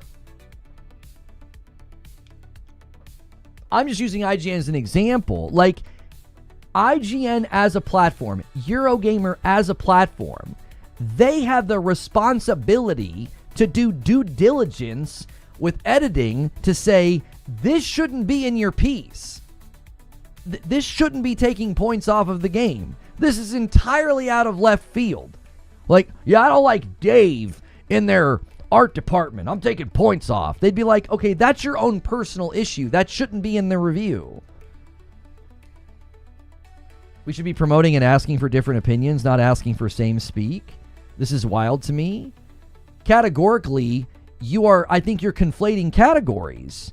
Somebody's opinion on the game, I want to hear that. How does it play? How does it run? What's the reward structure? What's the content loop? I don't give a frick about your opinion on AI. I don't give a frick about your opinion about J.K. Rowling. That can take a walk. That has nothing to do with the game. You think I give a hoot and a holler about some liberal's opinion of J.K. Rowling? No. Is Hogwarts any good? You shut the frick up about your politics. Oh, I don't like AI. I don't care. Is the game any good? How does it run? Like, what? You're acting like their opinion can just be there because we celebrate other opinions. If it's immaterial to the game's quality, I don't want to hear about it. I don't care about their opinion on the publisher behind it, the developer behind it. This is like when people tried to like lampoon Black Myth Wukong, Rebecca Valentine at IGN with her hit piece that she wrote. It had nothing to do with the game. It had nothing to do with the game. I don't give a frick about your opinion about the work culture at the team that built Black Myth Wukong. Is the game any good? How does it run? How's the combat feel? Are the skill trees sensible? Is the story good? Well, there's a toxic work culture. Yeah, your loose, put-together investigative work on some forum and some joke that was allegedly told. No one corroborated what she claimed and what she wrote. It was garbage. Like, the same thing going on here. Your opinion about AI doesn't matter. I don't care about that. You don't have to care, but you're still demanding homogeny between reviewers and at the same outlets. Now you're putting words in my mouth and completely misrepresenting my point. So I'm going to restate it to show what you're doing is completely unwelcome here. Don't do it. I did not demand homogeny between reviewers. I said you have an editorial staff that should be holding reviews to a standard that says you don't have to agree with the last reviewer, but you can't put stuff in the review that has nothing to do with the game's quality. You can't take points off because of J.K. Rowling. You can't take points off because they used AI. I'm talking about standards, editorial standards. I'm not talking about homogeny. Like, well, we gave Call of Duty a 6. So you have to agree and give this game a similar score. No. I'm not asking for homogeny of opinions. I'm saying you cannot invoke your opinion about things that have nothing to do with the game. This person didn't take points off for the engine, but this person did. That's wanting homogeny. No. You're invoking homogeny to have an easier time arguing against what I'm saying, which is a form of straw manning. I'm not invoking homogeny. I'm saying editorial standards would say you should not be taking points off of a game for something that is immaterial to the game's quality, whether it's J.K. Rowling or the use of AI.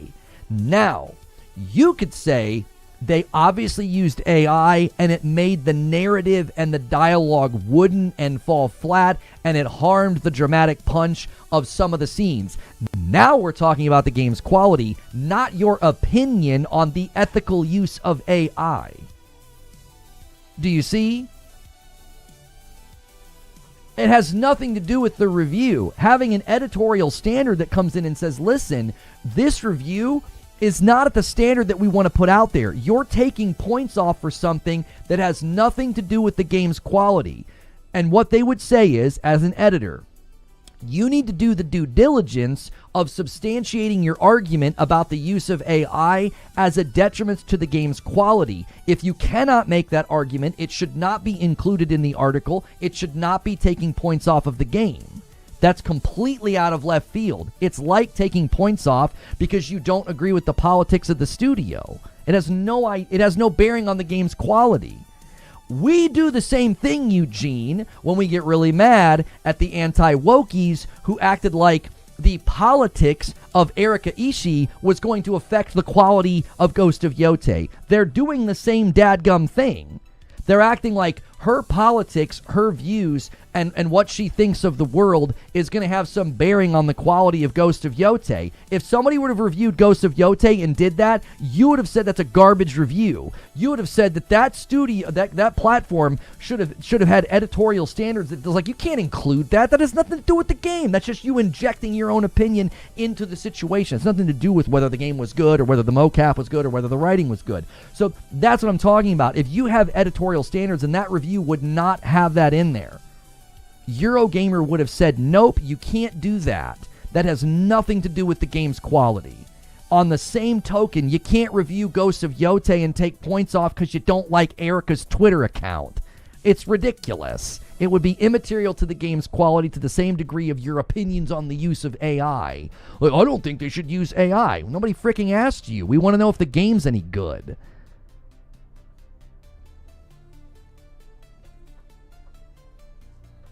I understand what both of you are saying, but it is true that the opinions and background of the creator influences the outlook of the product. Right, we're going to get, that gets into subjectivity of the person. We're not talking about subjectivity of the person. Subjectivity is allowed. Somebody could say they didn't think Expedition 33 was that good, and give it a bad score. And I'm not asking for homogeny of score and opinion. I'm saying you have to have editorial standards so someone's not taking points off of a game for something that has nothing to do with the game. Imagine you turned in an essay and you got a D because you wrote it on a Mac. I would have said it's garbage, but I wouldn't have said the platform shouldn't have posted or assumed the platform agreed. Okay. I'm arguing for having editorial standards for reviews that simply state you cannot invoke personal opinion in politics that have no bearing on the game's quality in order to praise or take down a game. That is completely, that should not be happening. That shouldn't be happening. Eurogamer cannot care, and guess what I'm going to say? Your editorial standards suck, and I'm not going to come to you for stuff anymore. You're letting people take points off of a game because they don't like AI. That's stupid. Who makes the standards? The platform makes the standards. Me as the consumer, I'm telling them that if you lack these editorial standards, I'm not coming to you. I'm not going to listen to you. You're letting somebody take points off of a game because they don't like AI. I would have said the same thing to the outlets that did the same thing with J.K. Rowling and Hogwarts Legacy. I'd be like, why would I come to you? You're letting people take points off of a game because they don't like the author of the book that the games are based off of? That's asinine. That has no bearing on the game's quality. You're not giving me what I need. You're not giving me an assessment of the game's quality. You're giving me your own soapbox. It's no different than the anti-wokies. It's the same thing. It's just on the other side of the coin. It's the same thing. If you got some guy writing for an outlet and he was like, yeah, Ghost of Woke and Erika Ishii is Antifa, and I'd be like, that has no bearing on the game's quality. I am not going to come to you for reviews if this is the kind of crap you're going to publish. And I say the same thing to Eurogamer. If you're going to publish something that is at that level of drivel, I'm not coming to you. I can't trust you to do a good job at having standards for what you publish. You just let somebody tank the score of a game because they don't like AI. That is stupid. It has nothing to do with the game. If people are looking for others with similar views to determine whether they want to purchase a product, no, you keep invoking something we're not asking for. I am not asking for people to agree with my view of AI. My view of AI and everybody's view of AI is too nuanced for that. That's unreasonable. What I'm saying is, I'm not going to come to you for a review if you're going to invoke things that have nothing to do with the game, because I don't feel like I'm getting... I don't feel like I'm getting a review from you. I feel like I'm getting a soapbox. Like, it was like the J.K. Rowling thing with Hogwarts Legacy. I don't give a frick what you think about J.K. Rowling. I'm coming to you to find out if the game's any good. That's the purpose of a review. The purpose of a review, simply stated, is to review the quality of the product. It has... your opinion on their use of AI has nothing to do with the game's quality. Especially when, for example, the AI situation with Call of Duty, right? I don't want somebody taking them to task. Because they disagree with the use of AI. I want somebody taking them to task because it looks like crap. Do you see the difference? To me, there's a really, really clear categorical difference. Very crystal clear. This seems very obvious to me. Maybe it's not obvious to you. This seems obvious to me. If someone's going to criticize Call of Duty's use of AI, I want them to review the end product. It looks like crap. It looks like the slop I see on Twitter, and it's in your $1 billion budget AAA game. What are you doing? I don't want somebody being like, well, their use of AI is unconscionable and it's very unethical and lawsuit. Bleh. Shut up. No, I want to know about the end product, not your ethics and morals on AI use. That doesn't do anything for me. I'm not interviewing you for a job. I'm so glad I know your views on AI. Thank you so much for sharing that. No, I'm coming to you to find out about the game. When someone's reviewing a Samsung phone, do they talk about the ethics about how the phone is made and take off points? Yeah, the latest iPhone's great. It's really fast. It's got a great screen and a camera. But the batteries, I mean, 2 out of 10. You'd be like, well, okay. So how do is the phone any good? Like...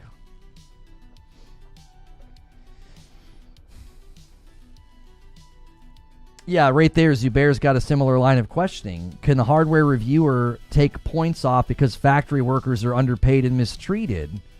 You're going to inject ethics into that too? Oh, the video card's great, but the parts are sourced from a company where they take advantage of impoverished people. So the video card gets a 4 out of 10. The frick? Is the card good? Does it do... What? Huh? Of course they can. Oh, they can, Eugene. And I will then say, as a consumer, that you would think they want me clicking on their stuff and reading and watching their stuff. I'm going to say, I'm not coming back to you because I am not getting a review of the product. I'm getting your own personal views, ethics, morals, and politics. And that's not why I came to you. Like if you read an Amazon review from a user who was like, these books are great, but I hate J.K. Rowling. 1 out of 5 stars. I'd be like, okay, that doesn't help me. That doesn't help me. Like, that doesn't inform me about the quality of the product. You just let me know what your views of the world are. Thanks. Okay, thank you. But I don't need that. That doesn't do anything for me. So, I do not want IGN, Eurogamer. I'm not asking for any of these places to be homogenistic and like you got to make sure all your reviews agree. So, like if you give this game a bad score, then you can't give this game a good score. No, that's ridiculous. I don't agree with that. That's not what I'm arguing even remotely. I'm not even remotely arguing that. I'm saying editorial standards would not have let that review be published the way that it was published. They should have either said, they should have demanded, substantiate your position as it pertains to the quality of the game, or you got to remove that. That does not serve the reader. It does not serve our platform to take points off of our graders because you don't like AI.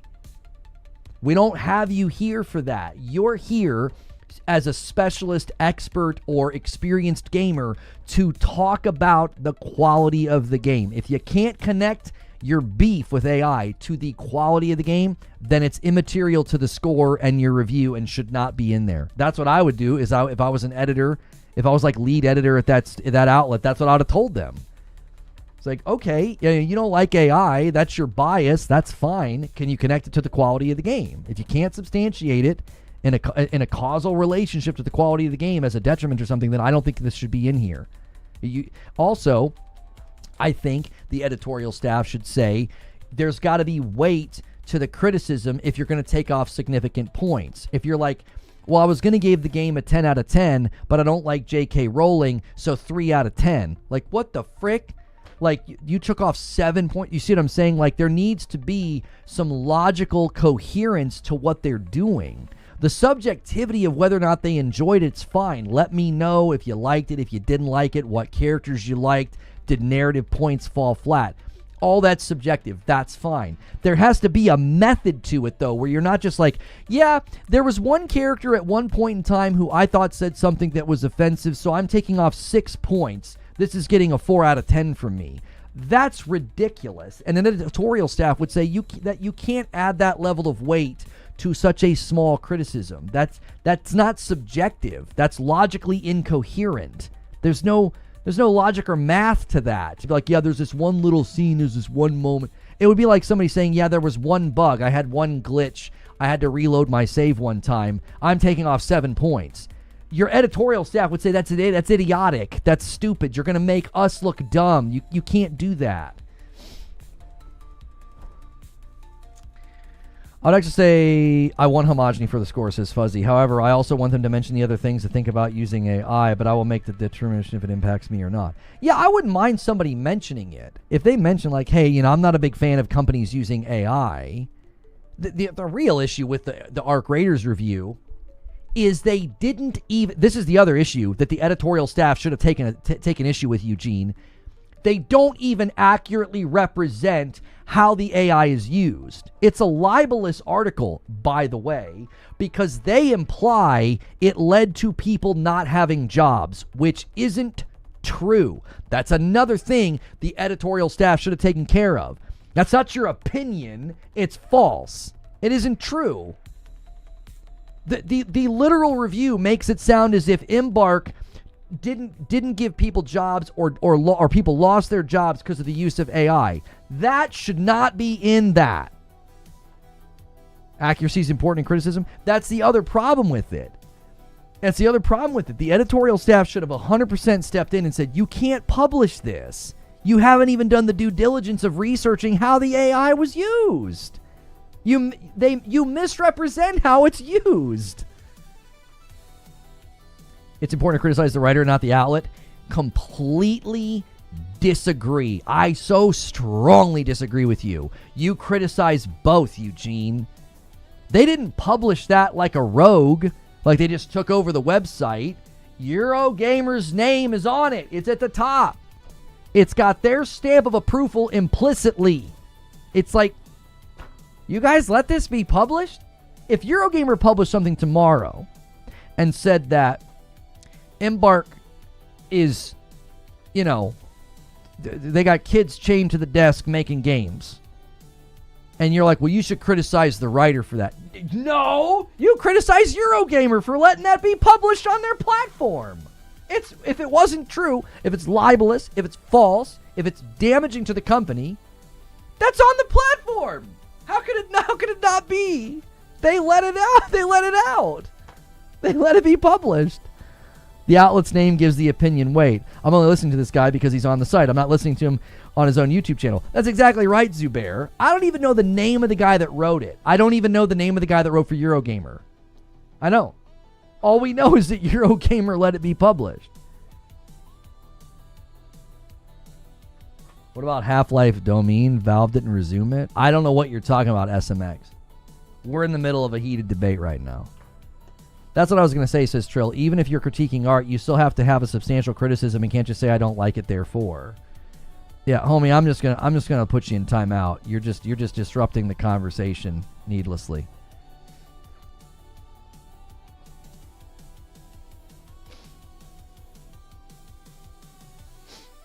I don't even know what he's referring to. It's disruptive to the conversation. I just put him in a 30-minute timeout.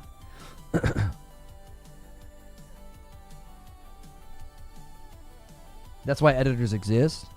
Yeah, you literally have an editorial staff to protect you from this kind of nonsense.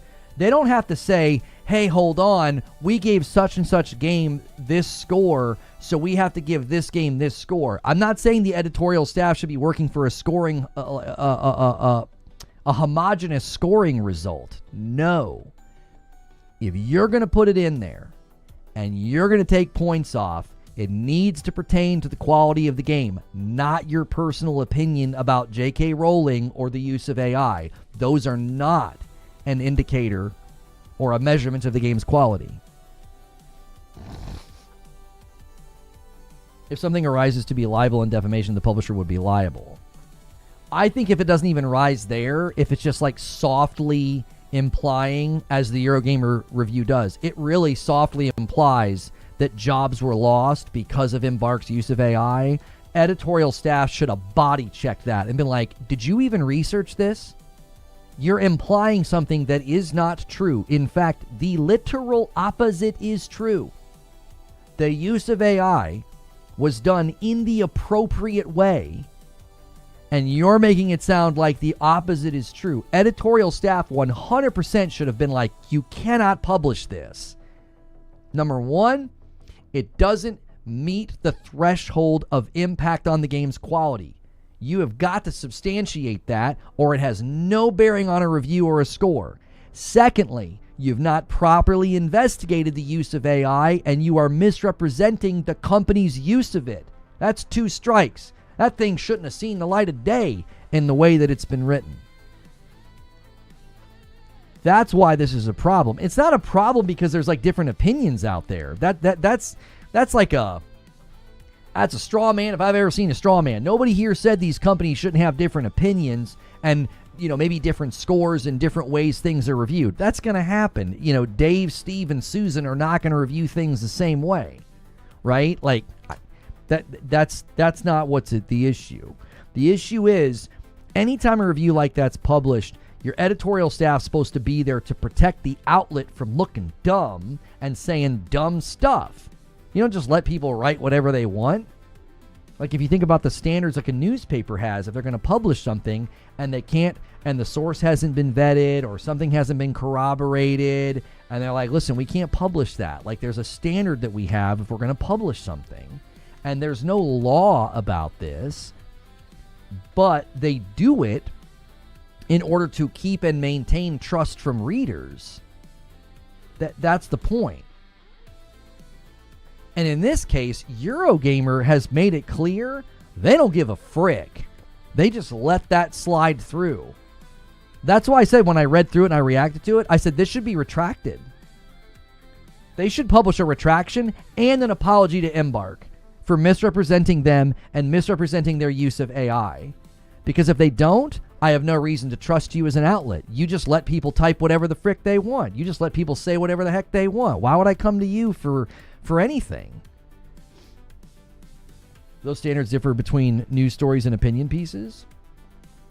That's fair. One is like journalistic integrity of like reporting on like a controversy or a scandal. The other is somebody saying whether or not they liked a game.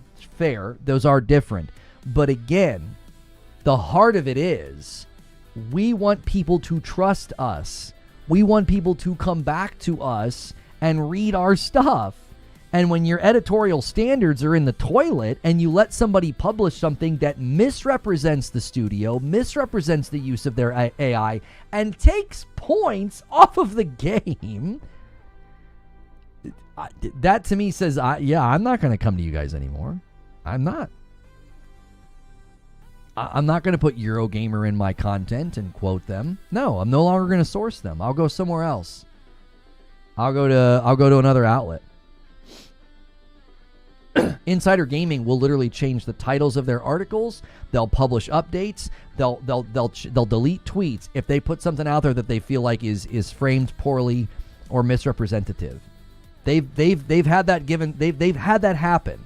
Somebody brings it to their attention that something's either not accurate or framed, like in an inflammatory way or something, and they will literally make adjustments. I respect that. Look, we're all chasing clicks. That's the nature of the business. And sometimes you chase the clicks and you go and you make a mistake. You fire off the article or the tweet and it's not properly, set up.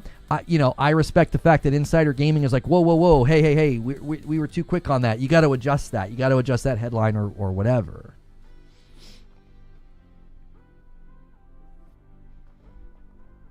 Their editorial standards aren't in the toilet. They're just not aligned with yours. No, they're in the toilet.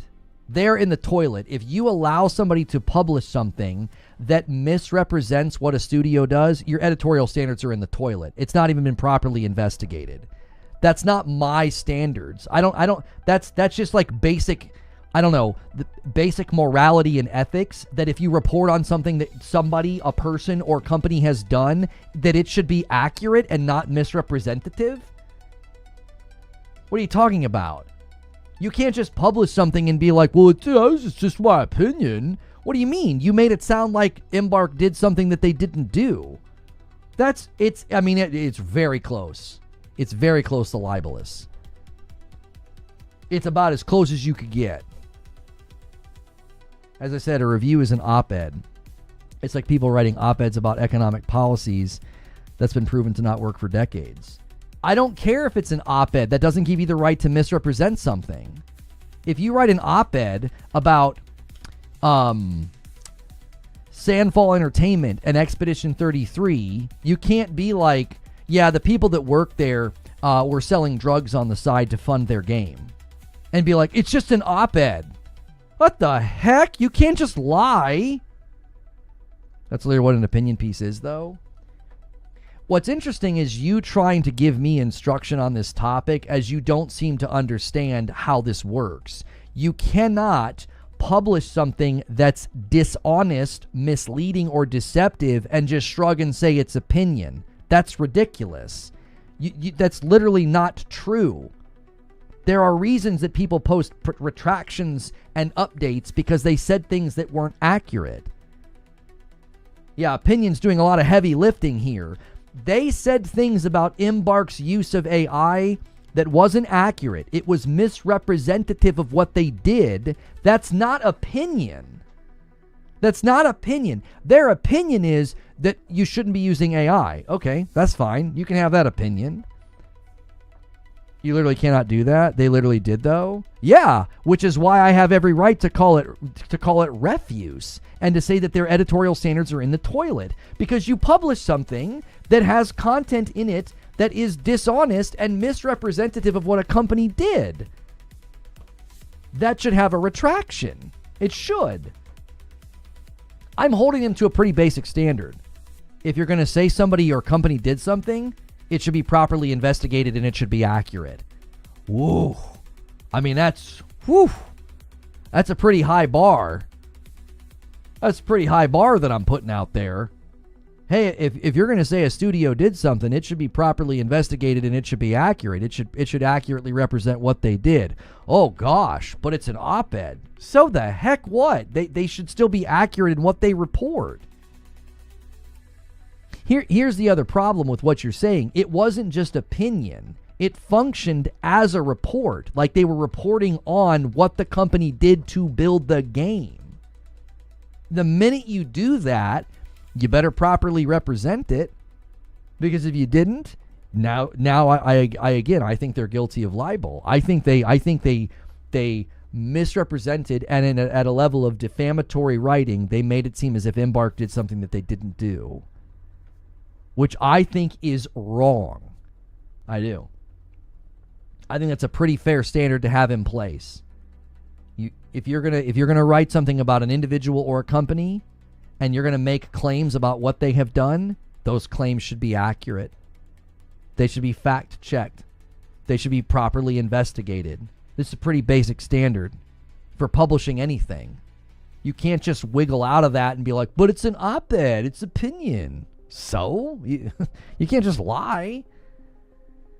There are reasons advertisers don't associate themselves with certain content creators or celebrities because they don't want to be seen as endorsing that person's opinions. Yeah.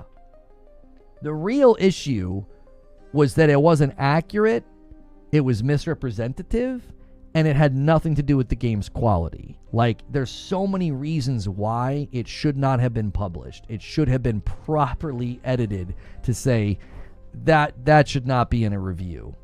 It has no place in a review. And if you're not willing to have such a low bar of editorial standards that you're not going to publish something about a company or individual that isn't accurate or true or properly investigated, why on earth would I come to you? I have no confidence in anything I read. You could make any claim about any company, shrug and be like, it's an opinion piece, it's an op-ed. Oh, okay, so you can just make stuff up? Like, all right. I'm telling you, these platforms are speed running their irrelevancy because they don't have the due diligence and the decency to publish things that have been properly investigated and vetted. They are speed running their irrelevancy. The public's going to get tired of this crap. They're going to be like, why would I trust you about anything then if you're going to do this? My point here isn't that you're wrong, is that you should stop reading Eurogamer and move on. I appreciate your permission. I've already decided to do that. There's so much more interesting stuff there, stuff to talk about. I don't understand why you're talking so much about this. Well, for a couple of reasons. It was a part of the topic, and it was a part of the discussion, and your contribution to the discussion has been inaccurate, misrepresentative, and now you're like, well, why are we talking about this? I'll just free you from the pain of having to talk about it. There's nothing more frustrating as a streamer and a creator to be in a fun, passionate, everybody's got strong convictions and we're going back and forth. Somebody like you comes in and is like, what's the big deal? It's an op-ed. When you get educated on how incorrect you are, you're like, well, I don't know why we're even talking about this. Well, you don't have to now. I just freed you up from having to talk about it.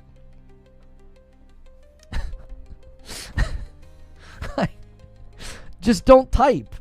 If you don't like the topic, don't type. You don't have to join in. Nobody forced you.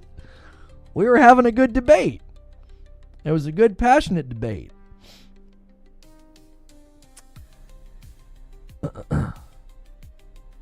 How long have we been going? Okay, 3 hours and 16 minutes. Wait, who said that? Who cares?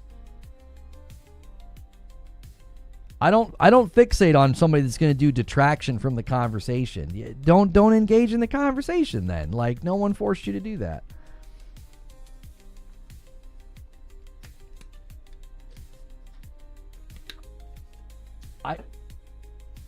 We literally just watched a video about this topic. We watched Laura Fryer's video. That's why we're talking about it. And I think it's part of a larger discussion about gaming media, gaming journalism, gaming press. It's an ongoing conversation that we've been having about it. If you don't like that, if you don't think it's interesting, that's totally fine. You don't have to engage. I think it's interesting because I think, for a very, very long time, we have had a gaming press that dominates the conversation. Like, they're the ones that vote on stuff. They're the ones that hit the Metacritic aggregates. And companies have acknowledged that, like, Metacritic affects stock value. Metacritic affects, sales of a game. It's a big conversation to be had. Starts convo, gets called out for being wrong, is like, I'm out.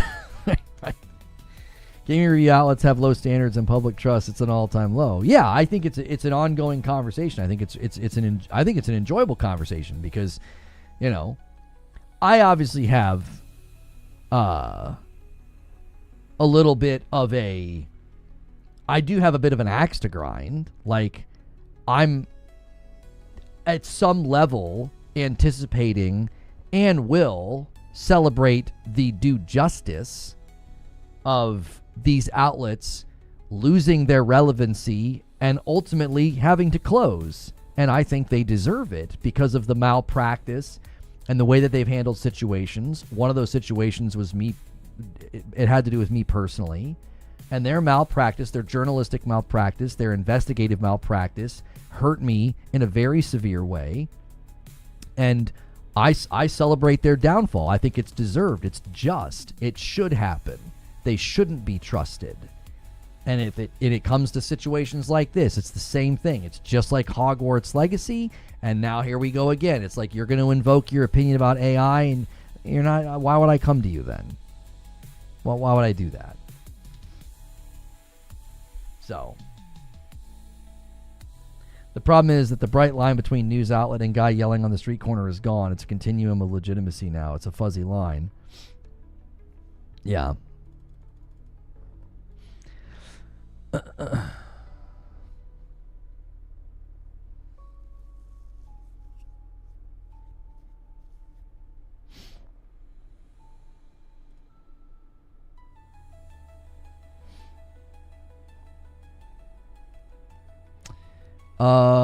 Okay. Could we get 6 more likes on the video? We've had a great day. I didn't even have the goal up. We were in full debate mode. That was fun. We haven't had any spicy debates in a while. There will probably be a video this evening. We've been trying to do that. Thank you to everybody who jumped on the Half-Life 3 leaks video. It really is helpful for us to be able to cover a variety of things. That's our goal. And when we can do an upload about Destiny or Half-Life or Arc Raiders or the Steam Machine, that's a pretty wide breadth of topics.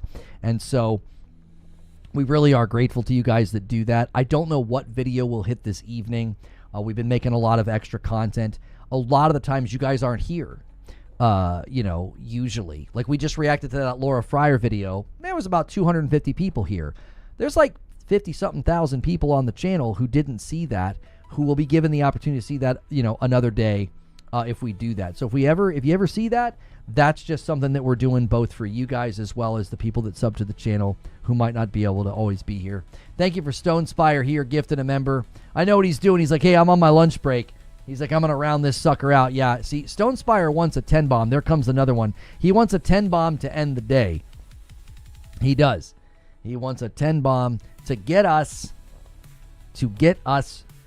to 400 and to get us on point. There it is. There it is. Who's going to snag it? Twitch, I still owe you 4. I was waiting to do the 5 bomb.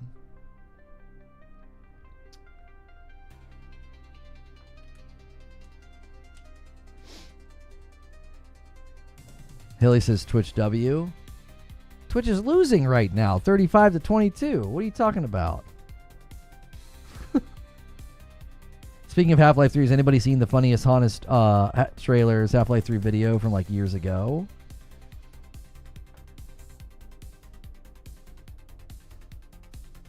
I did not, no. You can't see it? YouTube has 35 and Twitch has 22.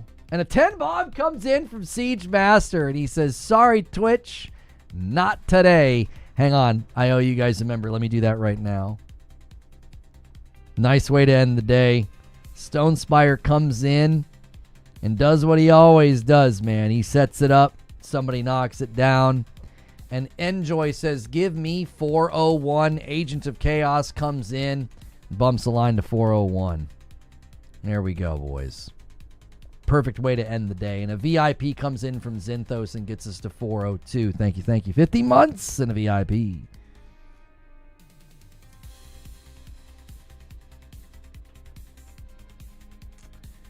Hang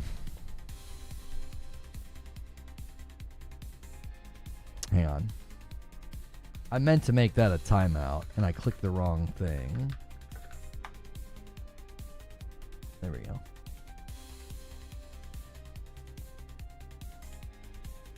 Yeah, I'm not going to ban somebody for being a detractor in a debate. I meant to time them out, because it's just disruptive. I want people, contributing, not trying to shut the conversation down. Imagine the stream ends and Valve is like, bang. I don't think that's going to happen. So here's what we're going to do. It's 1:30. We are going to go ahead and we're going to head to the green room. And you guys are on perfect pace to unlock Friday night, where Madam will react to gaming news. And if you hit stretch, we'll play that Marvel game. That's something we do on Friday nights. So we're going to head to the Discord. It's really easy to get into the Discord. You can type !Discord in the chat, and you can get in there. If you're a member on YouTube, if you're a sub on Twitch, you can now take part in the green room in the Discord.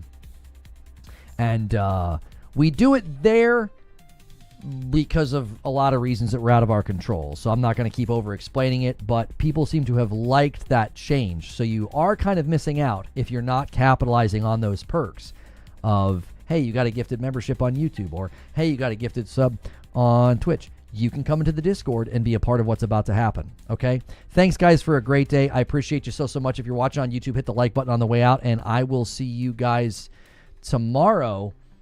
And, man, next week's going to be a fun one because the Game Awards is almost here, and apparently the Half-Life 3 announcement's almost here, too. So, all right, see you guys in the Discord.